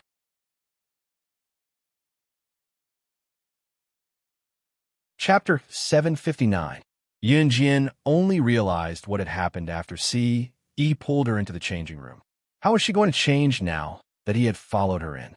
Moreover, the wedding gown came with its own bra. She had removed her bra when she was wearing it. If she were to change in front of Si Yi, wouldn't she be completely naked except for her lower body? I'm going to change now. Get out, Yun Jian said as she pushed Si. Si Yi admitted that he was indeed interested in Yun Jian, but he wasn't that horny. Moreover, his woman would be his forever. She couldn't escape from him. Si Yi curved his lips slightly. He turned and walked out of the changing room with a smile and stood at the door. See, he only held Yun Jian's hand again after she had changed and walked out of the changing room. Would you like to buy this wedding gown? The attendant at the side took out the wedding gown that Yun Jian had just worn and arranged it neatly before she turned to ask C.E. and Yun Jian. Yes. C.E.'s thin lips moved. His eyes were fixed on Yun Jian the entire time, but his words were directed at the attendant. The attendant immediately went to pack the wedding gown after hearing his words. I don't need it now, Yun Jian couldn't help but say. She was 16 years old and was only in her 3rd year of middle school. If she had gotten married earlier, it would have been fine. However, based on the current situation, she really didn't need this wedding gown. After all, even if they were going to get married, it was still too early to talk about it. Moreover, she had accompanied Qin Yiru to buy a wedding gown today. In the end, she had gotten involved and picked one before Qin Yiru. You need it. After you buy it, you can only wear it for me to see. See, he looked at Yun Jian. His sharp eyebrows and starry eyes seemed to be able to speak. Yun Jian pursed her lips when she heard this. A slight blush appeared on her cheeks, but on the surface, her expression did not change at all. She was very calm and composed. Ci's words made some of the women in the store blush, even though she wasn't talking to any of them. What about this? How about this one? It's not tight, and I think it fits me well. At this moment, the door of another dressing room opened, and Qin Yiru walked out in a floor-length wedding dress. Qin Yiru had put on weight before, but now her figure had improved a lot. When Qin Yiru put on the wedding dress and walked out of the dressing room, everyone's eyes lit up. The wedding gown accentuated Qin Yiru's elegance. The floor-length hemline was very long, and the wedding dress looked as if it was decorated with diamonds. It shone brightly from afar. Qin Yiru's skin was very good, and Yun Jian most likely looked like her, except that Qin Yiru looked slightly fatter than Yun Jian. However, if Qin Yiru slimmed down, she wouldn't look old even if she was middle-aged. Therefore, this sparkling wedding dress looked very elegant on Qin Yiru. Everyone present could not help but take a few more glances. Wow, this one looks good. Yiru, we'll take this one. Dong Ruan saw this and immediately ran to Qin Yiru's side to look at Qin Yiru a few times. Slim down a little more. Those who didn't know when you got married might think that you're a young lady in your early 20s. We'll take this one, Dong Ruan said. When Qin Yiru heard this, she smiled and looked at Yun Jian and Ce. Mom, it looks good. We'll take this one, Yun Jian said. Very good. Even Ce gave the highest praise.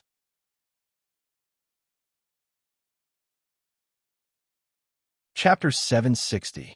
Emo's son, pay the bill. Upon hearing Dong Ruan say that Qin Yiru would marry Yun Jian as soon as she was happy, Ce's thin lips moved as he hurriedly spoke. The corners of Imo Sin's mouth twitched.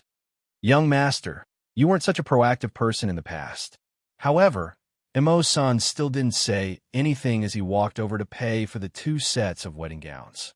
In addition to a pure white wedding gown, a wedding gown would also be required. Of course, some families that weren't rich enough wouldn't even buy a wedding gown. They would only have a traditional red wedding gown. Although Emo's son had already bought all the stores in the United Luenmai shopping center, including the goods in the stores, he still needed Manager Yang to negotiate with the merchants of the entire United Luenmai shopping center. After signing a contract, he would finally transfer it out. There were still many steps in the process. Of course, he didn't lack the money. He couldn't wait, so he naturally paid the bill first. Moreover, if there was one less item here, it meant that Manager Yang would refund him more money. The two had nothing to do with each other. By the time Qin Yiru changed out of the wedding gown and had it packed by the waiter, it was already 3 in the afternoon. Time passed very quickly. In addition, Qin Yiru had tried on many wedding gowns in the beginning, so it took time to change into a wedding gown. Naturally, time passed very quickly. Yun Jian and the others also realized that Zhao Jingmin, who claimed to be a talent scout, had already left. Qin Yiru and Dong Ruan naturally thought that Zhao Jingmin had given up on exploring Yunjian. Thus, the 2 of them carried the wedding gowns they had bought and walked home excitedly. Qin Yiru and Dong Ruan walked in front, holding hands as they talked, while Ce and Yunjian follow behind. Imo-san followed at the back alone. After passing through the bustling and crowded downtown, it was already around 3:30 p.m. when they reached home. Qin went to prepare dinner as soon as she reached home. Xiao Yunju, Duan Li, and Duanya were still having fun upstairs. When Yunjian and the others reached home, Lan Su had just helped Adam walk home from outside the house. "Slow down, slow down, slow down. My legs," Adam complained as he was supported by Lan Su as they walked back into the house. Mo's son, who was standing in the distance, saw this and ran out to help Adam without saying anything. "Let me do it," Mo-san said to Lan Su, and then he took over from Lan to help Adam. "Yes." Lan Su nodded. If one looked closely, one would see that her forehead was covered in a dense line of sweat. Lan Su really did not know how to serve others. She had always been served by others, and this was the first time she had to support a man like this from a walk in the park. Adam swung his slender hand and placed it on Mo-san's shoulder. Mo-san and Adam were about the same height. Both of them were about 1.8 meters tall.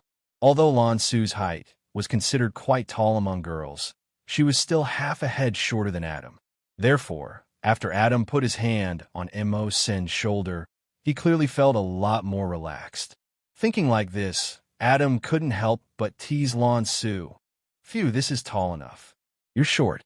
I can't even stretch my hand, and I have to bend my back to walk." "You?" Lan Su was angered by Adam's words. "You still want to hit me? I'm a patient." Adam smiled mischievously and pulled his handsome mouth that looked a bit dandy when he smiled. Lan Su really wanted to beat Adam up, but she quickly remembered that Adam's injuries were for her, so she endured it.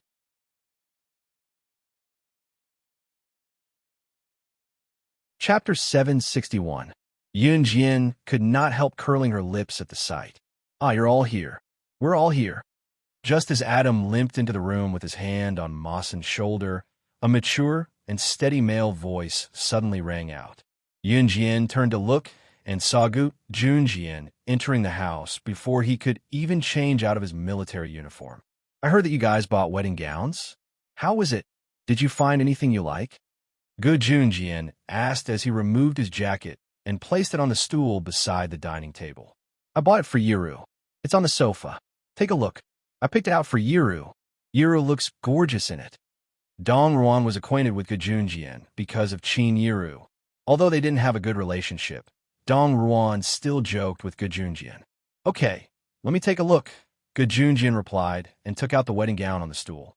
"Xiao Jian, you're going to self-study tonight. Come eat first." Qin Yiru beckoned Yunjian. "Wash your hands. There are still 2 dishes left. Let's wait at the table," Qin Yiru said with a wide grin. "Sure, we're waiting for the chef. Don't make us wait too long." Dong Ruan replied to Qin Yiru with a grin. By the time Qin Yiru served the remaining 2 dishes, everyone was already seated around the table.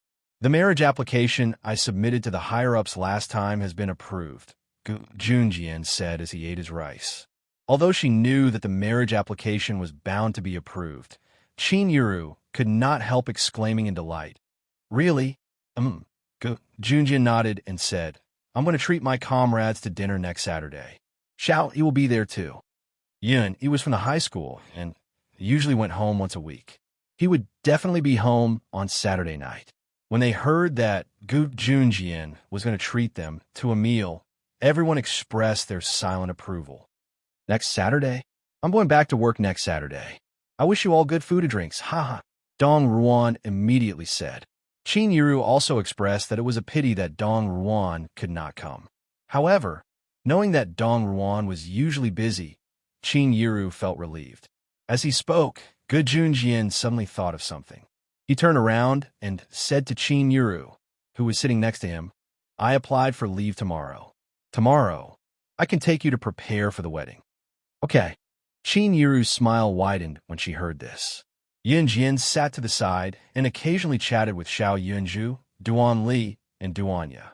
Meanwhile, Ce sat next to Yunjian and silently put food in Yunjian's bowl.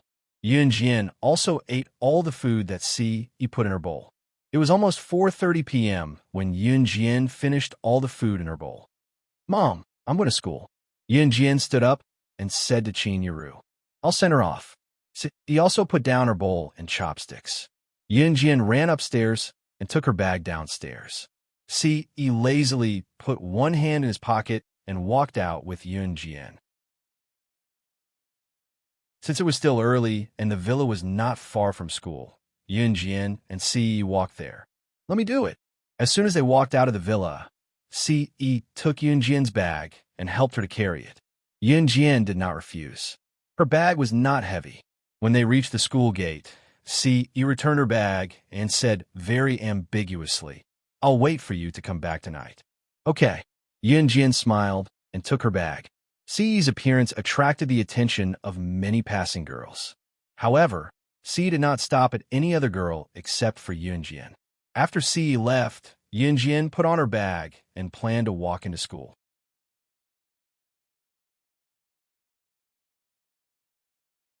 Chapter 762.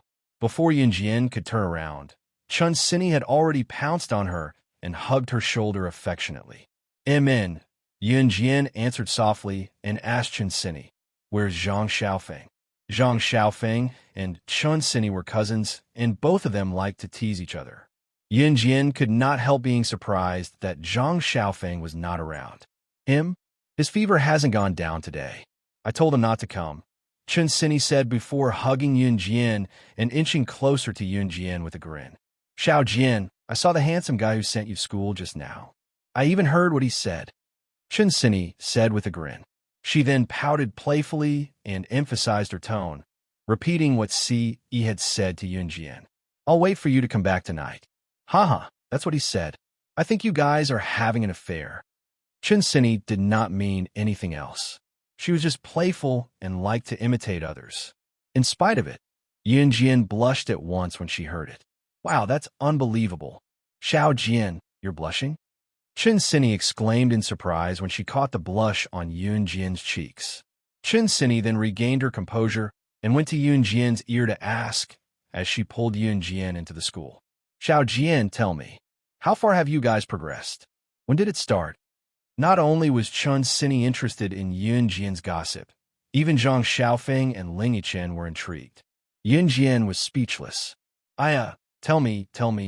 Chun Sini pulled Yun Jian to the school coquettishly. Seeing that Yun Jian was silent, Chun Sini began to make guesses. "Did you and him do it?" Even if Yun Jian had not experienced certain things, she could guess a little from what Chun Sini said. She coughed, and as if to ease the awkwardness or dispel Chun Sini's curiosity, she replied, "No." Chun Sini was speechless. Jian, has anyone ever told you that you're very direct?" Being pestered by Chun Sini all the way, it was time for the evening self-study session when they returned to the classroom. Spring had come quietly, but the campus at night was still chilly. The weekend self-study session was just self-study, and the homeroom teacher did not have any special instructions. However, there was one thing that the teacher could not forget. The homeroom teacher, Miss Yu, stood on the podium and felt the eyes of the class. She said, "The winter break is over and most of you have settled down. It's been more than a week since school started, and it's the second semester of the third year of junior high now. This means that the middle school exams are coming soon. Everyone must work hard for your goals."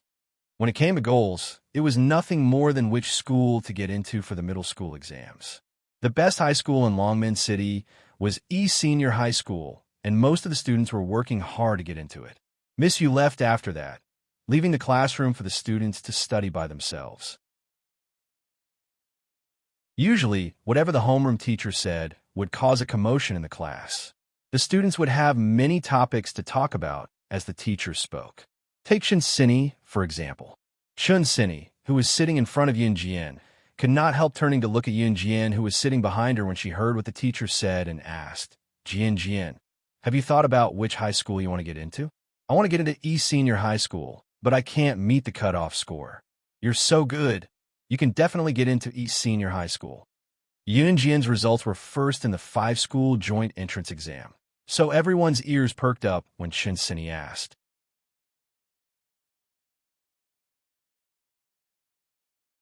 Chapter 763. Yun Jian's words did not mean that she wanted to go, but that she would go. She would go to the military academy in Min's city. The fundamental difference between wanting and knowing was that wanting was a possibility. Knowing was something that had already been confirmed. Hence, the students who pricked up their ears to hear which school Yun Jian was going to go to were all stunned. Sitting on Yun Jian's left was a fat man named Zhang Jian.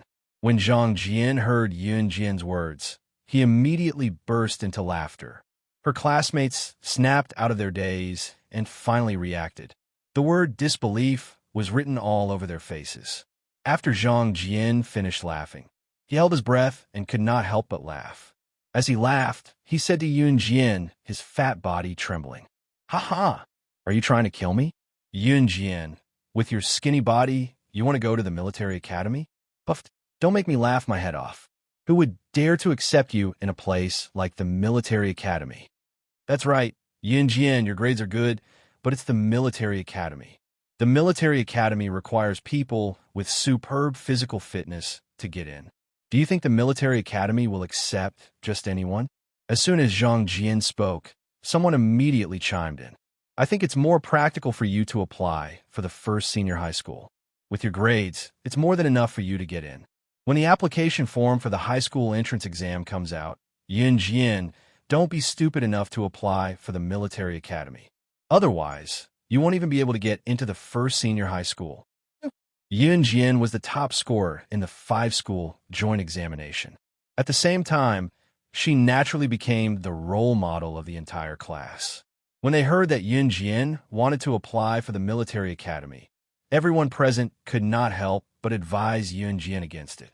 After all, other than Chen Sini, no one present knew that Yun Jian was an advanced special forces soldier.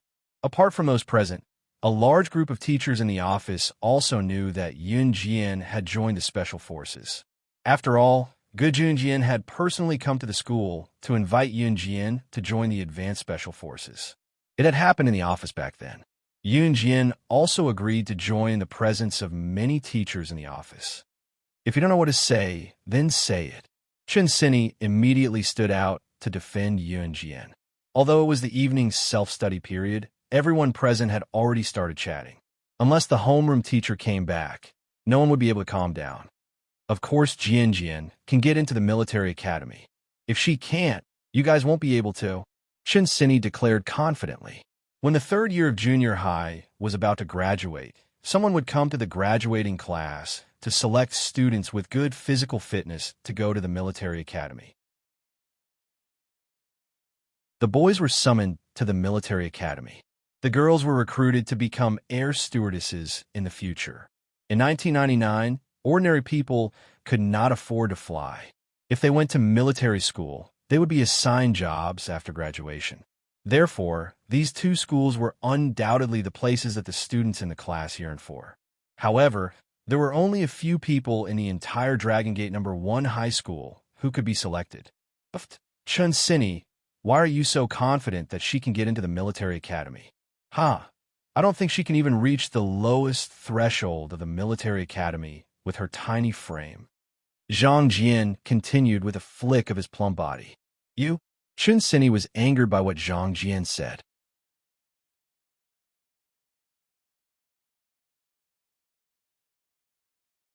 Chapter 764. After this male voice was heard, everyone present was a little stunned. They then turned around to see a figure appear at the back door of the classroom. Zhang Xiaofeng was holding onto the door frame at the back of the classroom. Everyone was stunned when they saw Zhang Xiaofeng appear out of nowhere. As their homeroom teacher had mentioned earlier that Zhang Xiaofeng had taken the day off due to a fever, the class was a little stunned to see Zhang Xiaofeng, who was supposed to be at home here. However, that was not the only thing that stunned them. It was what Zhang Xiaofeng said. Zhang Xiaofeng said that Yun Jian was an advanced special forces soldier. That was not the point. The point was that Yun Jian was Team Monarch's slashing god. What kind of joke was that? Team Monarch had now become the idol of countless youths, especially the boys in school, who looked up to them. The reason was simple. Team Monarch was a team formed by advanced special forces soldiers who were around the same age as them. Most importantly, the 7 members of Team Monarch had all become members of the Advanced Special Forces. Advanced Special Forces. Even some veteran Special Forces soldiers who had been in the military for decades could not become Advanced Special Forces soldiers. How old were the 7 members of Team Monarch? They were already members of the Advanced Special Forces. However, the most terrifying person in Team Monarch was Slashing God. Slashing God was a legendary figure. It was said that the internationally renowned Inferno Ring, an organization that was second only to an Hun group and kosher mercenaries, was annihilated by Slashing God, who led the Zhe province army and joined forces with an Hun group and kosher mercenaries. Rumors about Slashing God were endless. All the boys in the classroom had heard of Team Monarch's Slashing God. Most of them had even set Slashing God as their goal and role model to move forward. At this moment, Zhang Xiaofeng, who appeared out of nowhere, said that Yun Jian was the Slashing God whom the boys had been idolizing recently. How could they not be shocked? WH. Team Monarch's Slashing God is Yun Jian? Zhang Jian was the first to react. He stuttered as he looked at Zhang Xiaofeng, who suddenly appeared at the back door of the classroom. His beady eyes that could barely open widened. As the strongest fatty in class, Zhang Jian was no doubt the #1 fan of Team Monarch's Slashing God. Back then, Zhang Jian searched for information about Team Monarch's Slashing God. Although he did not know who was Slashing God, he managed to find quite a lot of information about her. At that time, Zhang Jian was still bragging in class, and even said that he wanted to become someone as powerful as the Killing God. When he mocked Yun Jian for wanting to go to the military school, just now, Zhang Jian thought that he knew Slashing God very well. He even thought of himself as Slashing God, so he spoke to Yun Jian in disdain. Now, however, Zhang Xiaofeng was telling them that Yun Jian was the legendary Slashing God of Team Monarch, the legendary character. Not a single student in the class wasn't surprised. The classroom was so quiet that even the sound of a pin dropping could be heard. While the class was still in shock, Zhang Xiaofeng returned to his seat. "Didn't you say you're sick? Why are you back?" Chun Sini looked at Zhang Xiaofeng in surprise.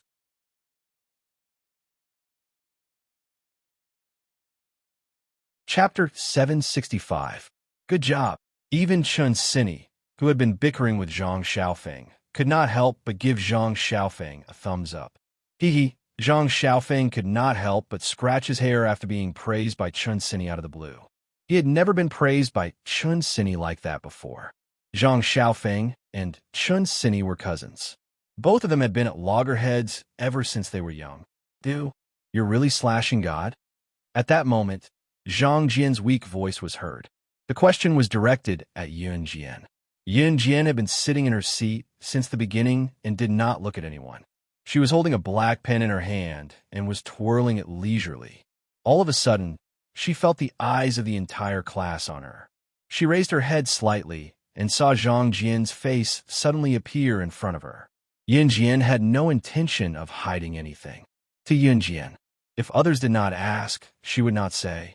If others asked, she would not hide it either, unless it was something fundamental, such as her rebirth. Yun Jian replied softly. However, it was this weak reply that caused an uproar in the class. Oh my God, is this for real? Yun Jian from our class is Slashing God from Team Monarch. Oh my God. A few days before the new year, one of my relatives came to me and bragged that he had seen Team Monarch's red flame. I was so envious at that time. I didn't expect Team Monarch's strongest Slashing God to be in our class.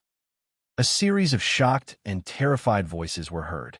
For a moment, the entire class was in an uproar. At that moment, the students in the next class were unusually shocked. What's wrong with the students in the next class? Why is it so noisy? At the same time, in the same class, Zhang Jian changed his arrogant tone and looked at Yun Jian weakly. At the same time, he asked Yun Jian, Can you accept me as your disciple? I also want to learn from you, like Zhang Xiaofeng. From calling him by his name to addressing him respectfully, Zhang Jian's tone carried a hint of pleading. Learn from Team Monarch's Killing God. The students who had treated Yun Jian with disdain earlier all followed Zhang Jian's lead. Me too. Yunjian, I also want to acknowledge you as my master. Me too. For a moment, the whole class started shouting like the wind. Go, go, go. She's my master. You didn't believe in her ability at first. She won't accept you. Zhang Xiaofeng stood out and shouted. Zhang Xiaofeng, step aside. It's up to Yun Jian to decide if she wants to accept it or not. One of the boys said confidently. I won't. However, just when the whole class was at its peak, Yun Jian's voice was heard. When the boys in the class heard Yun Jian's words, they instantly quieted down. Why? Zhang Jian asked, unwilling to give up. Because I don't accept trash. Yun Jian's words completely destroyed everyone's thoughts. I'm not trash. Zhang Xiaofeng almost jumped in joy when he heard Yun Jian's words. Yun Jian's words were her own intention. Zhang Xiaofeng had a good bone structure. With time, he would definitely become a talent in the future. However, Yun Jian had also observed the boys in the class. None of them could compare to Zhang Xiaofeng in terms of ability.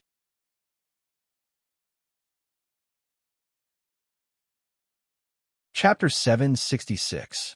As expected, the students in the class were hurt by Yun Jian's words. Yun Jian's trash was a direct blow to the boys in the class. Although most of the boys in the class idolized Yun Jian, they would not give in when their idol called them trash. We're trash? Yun Jian, you're amazing, but you can't call us trash. Even if we're trash to you, what about Zhang Xiaofeng? Zhang Xiaofeng can't even beat Zhang Jian. If you ask me, he's even more trash than Zhang Jian. So why did you take him as your disciple instead of Zhang Jian? One of the boys said righteously. Following that, many of the boys started to chime in.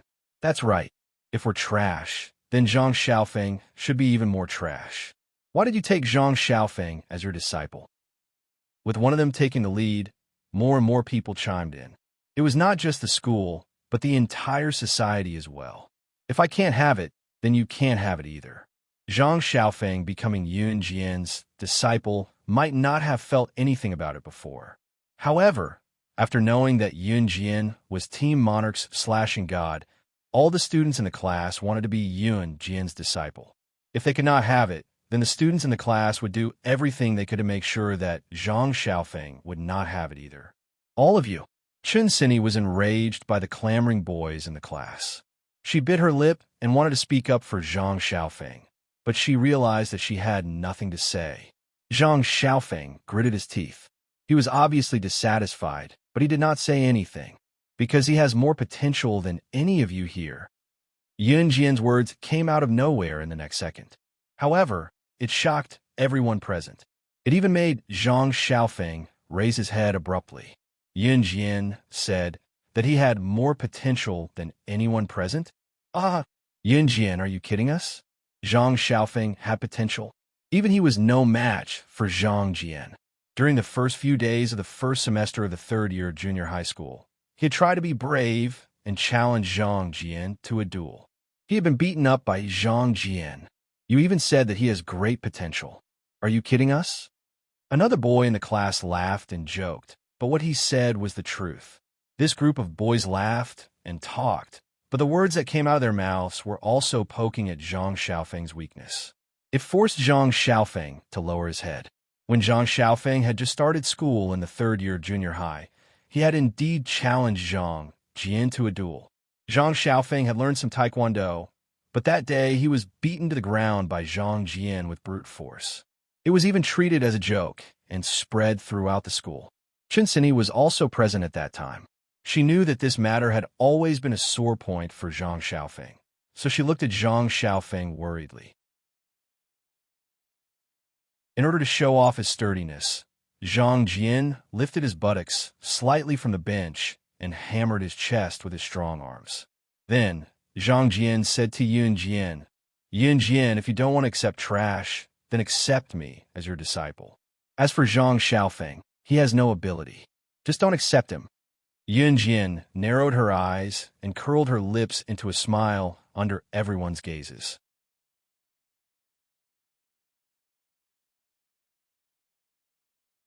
Chapter 767. Yun Jian's confident statement shocked most of the students in the class. What? Even Zhang Jian blinked and looked at Yun Jian in disbelief. Was she referring to me when she said trash? Did she just say that Zhang Jian, can't even take one hit from Zhang Xiaofeng? As soon as Yun Jian said that, even Zhang Xiaofeng was stunned. Even Zhang Xiaofeng himself did not have the confidence to defeat Zhang Jian.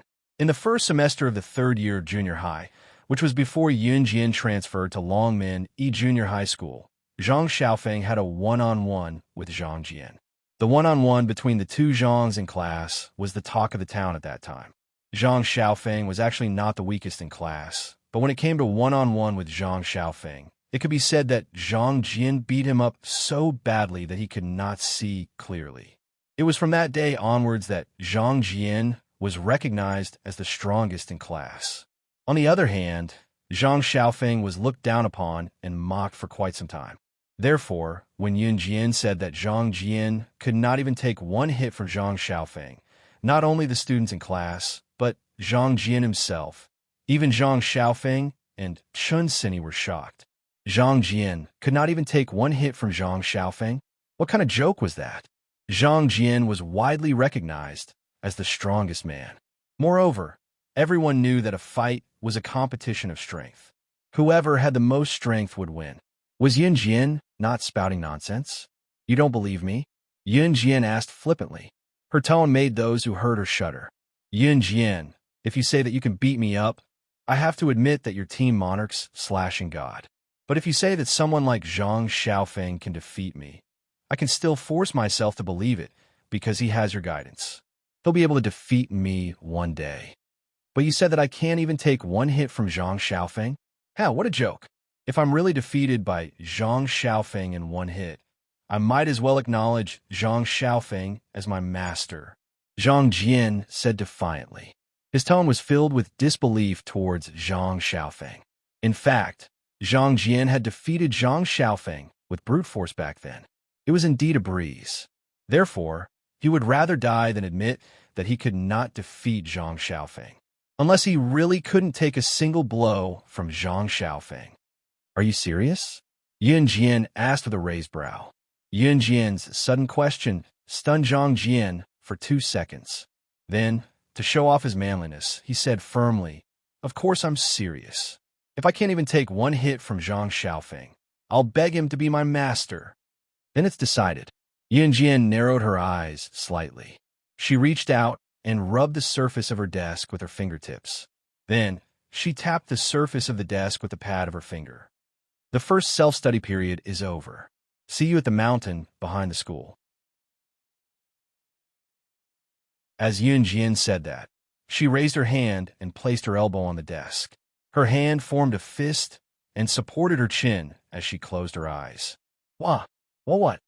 Some of the students in the class were confused and were stunned. Was this a challenge? Master, Zhang Xiaofeng called out softly. At the same time, he clenched his fist. Yun Jian, you want Zhang Xiaofeng and I to fight again? Zhang Jian pointed at himself and then at Zhang Xiaofeng. He looked at Yun Jian and asked, You don't dare to fight? Yun Jian said with her eyes closed.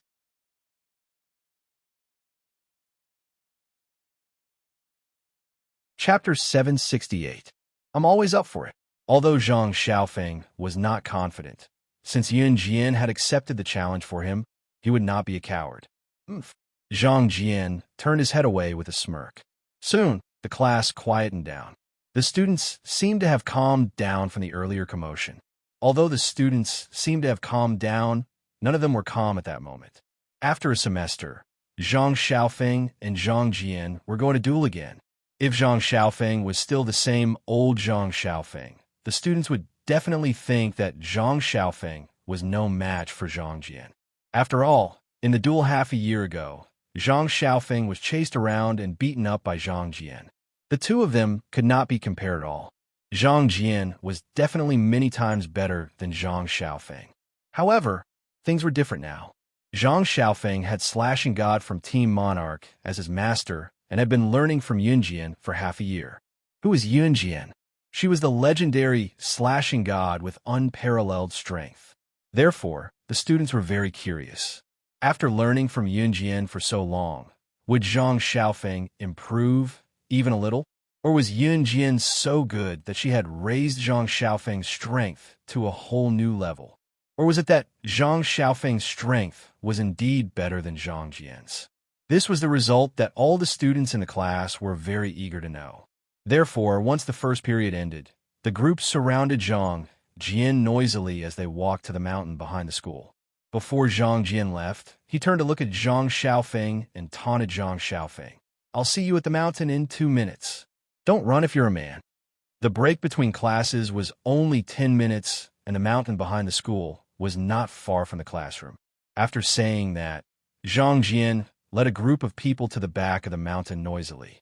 Zhang Jian has brute strength. I'm afraid that Zhang Xiaofeng. Chen Sini had seen Zhang Xiaofeng being beaten down back then. She still remembered how Zhang Xiaofeng was beaten down, so she spoke to Yun Jian with lingering fear. Before she could finish, however, Yun Jian cut her off. "What's there to be afraid of? He has brute strength, but he's still a useless piece of trash. Trust me, if Zhang Xiaofeng loses to Zhang Jian today, you can pick any hotel in Longmen City. I'll treat you 1,000 times." Some of the boys and girls who were still in class gasped when they heard Yun Jian. Treat 1,000 times? Did Yun Jian have so much money that she had nowhere to spend it? Chen Sini nodded. Yun Jian had already stood up from her seat. The night breeze was chilly, but it gave people a relaxed and happy feeling. "Are you scared?" Yun Jian asked as she turned to look at Zhang Xiaofeng from the corner of her eyes. "What's there to be scared of? Today I must beat that Zhang Jian until he is lying on the ground." "I can't embarrass you, master." Zhang Xiaofeng told himself that he must win today. He was Yun Jian's pride today. "Let's go," Zhang Xiaofeng said, and was about to leave the classroom. "Wait for another 2 minutes." Yun Jian's voice rang. "Huh?" Zhang Xiaofeng was confused. After all, there were only 10 minutes before class ended. If they waited for another 2 minutes, it would be almost 4 to 5 minutes by the time they walked from the classroom to the mountain behind the school.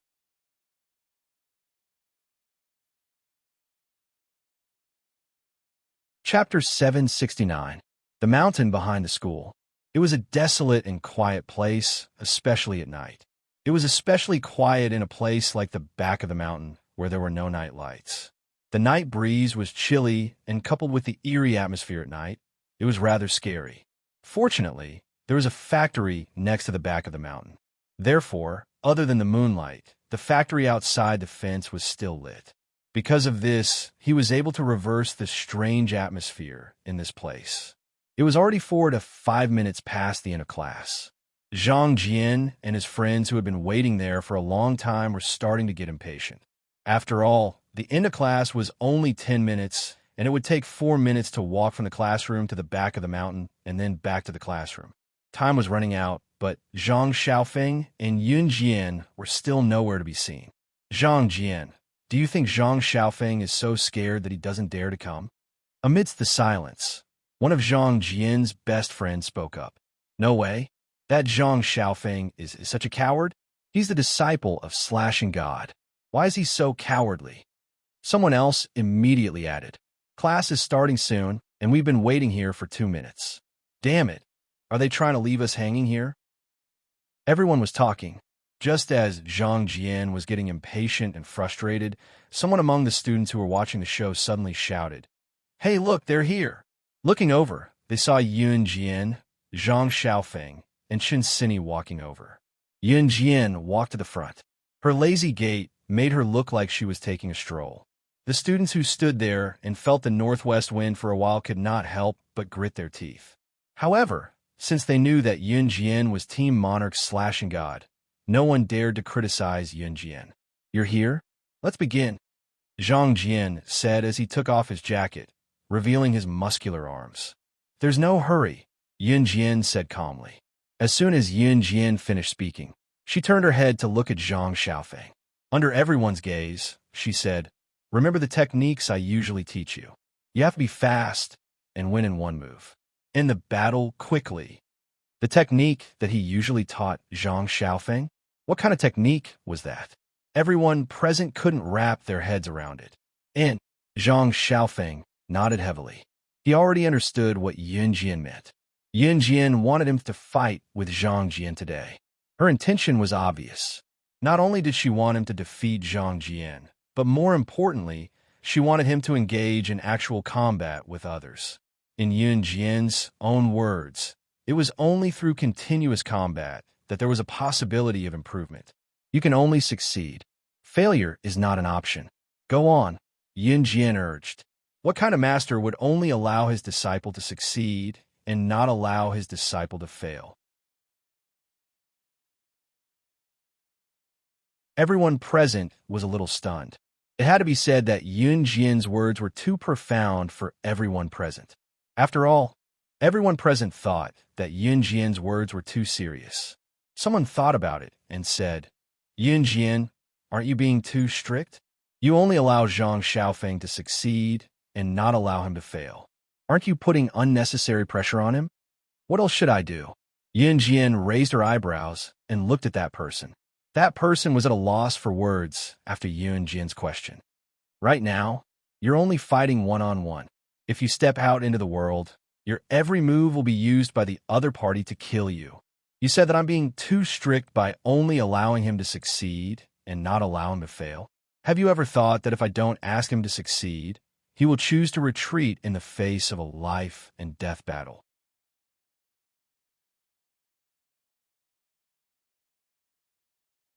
Chapter 770. Yun Jian spoke word by word. However, her words made most of the people present frown. They didn't understand. Most of them naturally didn't. Yun Jian's words were profound. However, what she said was also the truth. Yun Jian did not take in useless people. Even if her disciples could not become internationally renowned figures in the end, her minimum requirement was for them to reach the level of a high-level secret agent assassin. In fact, Yun Jian herself was a dangerous person. Those who wanted to follow her and protect their lives by her side were bound to be in danger at all times. So, what should they do when facing these dangers? Was she going to persuade Zhang Xiaofeng to give up since it was dangerous? Then, should he just wait for death? Yun Jian naturally could not do that. Hence, she wanted Zhang Xiaofeng to succeed from now on. Failure was not an option. The people present naturally did not know what Yun Jian had experienced in the past. They also did not know why Yun Jian would ask Zhang Xiaofeng to do that. Come. Don't F** King talk nonsense. If you delay any longer, class will start. Zhang Jian could not wait to show off. Hence, he waved his arm and greeted Zhang Xiaofeng. Zhang Xiaofeng also remembered Yun Jian's words. At this moment, he was already walking towards Zhang Jian. The mountain behind the school was no doubt the best place to settle personal grudges. This was because fighting and gang fights here were the least likely to be discovered by the teachers. Cinny, hold this for me. Zhang Xiaofeng took off his jacket and threw it to Chun Cinny before walking towards Zhang Jian. After a period of training, Zhang Xiaofeng's physique had become much stronger. In addition, Zhang Xiaofeng's physique was strong. In addition to his handsome appearance, he was also the most handsome person in Longmen First High School. Coupled with his strong and perfect physique, he attracted the screams of many girls on the spot. Attack quickly. Win with one move. End the battle quickly. Yun Jian's words rang clearly in Zhang Xiaofeng's ears. He clenched his fists and walked towards Zhang Jian. On the way to the back of the mountain, Yun Jian explained some techniques to him. For example, when facing a fat guy like Zhang Jian, he couldn't just use brute force. Against Zhang Jian, Yun Jian wanted him to win in speed. Fast, accurate, and ruthless. These are the moves that Yun Jian usually used. Recalling Yun Jian's usual moves, Zhang Xiaofeng walked towards Zhang Jian. On the other hand, Zhang Jian was getting impatient. Take this. Zhang Xiaofeng rushed forward, wanted to hug Zhang Xiaofeng and perform a simple shoulder flip. Zhang Jian planned to use his brute force to carry Zhang Xiaofeng's thin and weak body on his back and throw him to the ground. Just as Zhang Jian was about to approach Zhang Xiaofeng suddenly moved. In the next second, he recalled the moves that Yun Jian usually taught him. He gently moved to the side and dodged Zhang Jian's approach. Zhang Jian was stunned. His kid dodged? Bang! While Zhang Jian was in a daze, he suddenly felt a powerful force coming towards him. In the next second, Zhang Jian's body flew out in an instant. He flew out in an arc and landed on the lawn a few meters away. Zhang Xiaofeng took advantage of Zhang Jian's stunned state and punched Zhang Jian's abdomen. After Yun Jian's training, Zhang Xiaofeng's wrist strength was now very strong. Therefore, Zhang Xiaofeng's attack sent Zhang Jian flying. Shock. Everyone was shocked. It was just as Yun Jian said. Zhang Jian couldn't even withstand one move from Zhang Xiaofeng. Everyone present couldn't help but feel shocked. You're tuning into the Romance Rendezvous YouTube channel. We're so grateful for your support, and don't forget to subscribe to join us on this incredible journey through captivating stories. Your generosity through donations truly makes a world of difference, as it's the primary source of revenue that allows me to expand and enhance this channel for you. Thank you from the bottom of my heart for being a part of this adventure.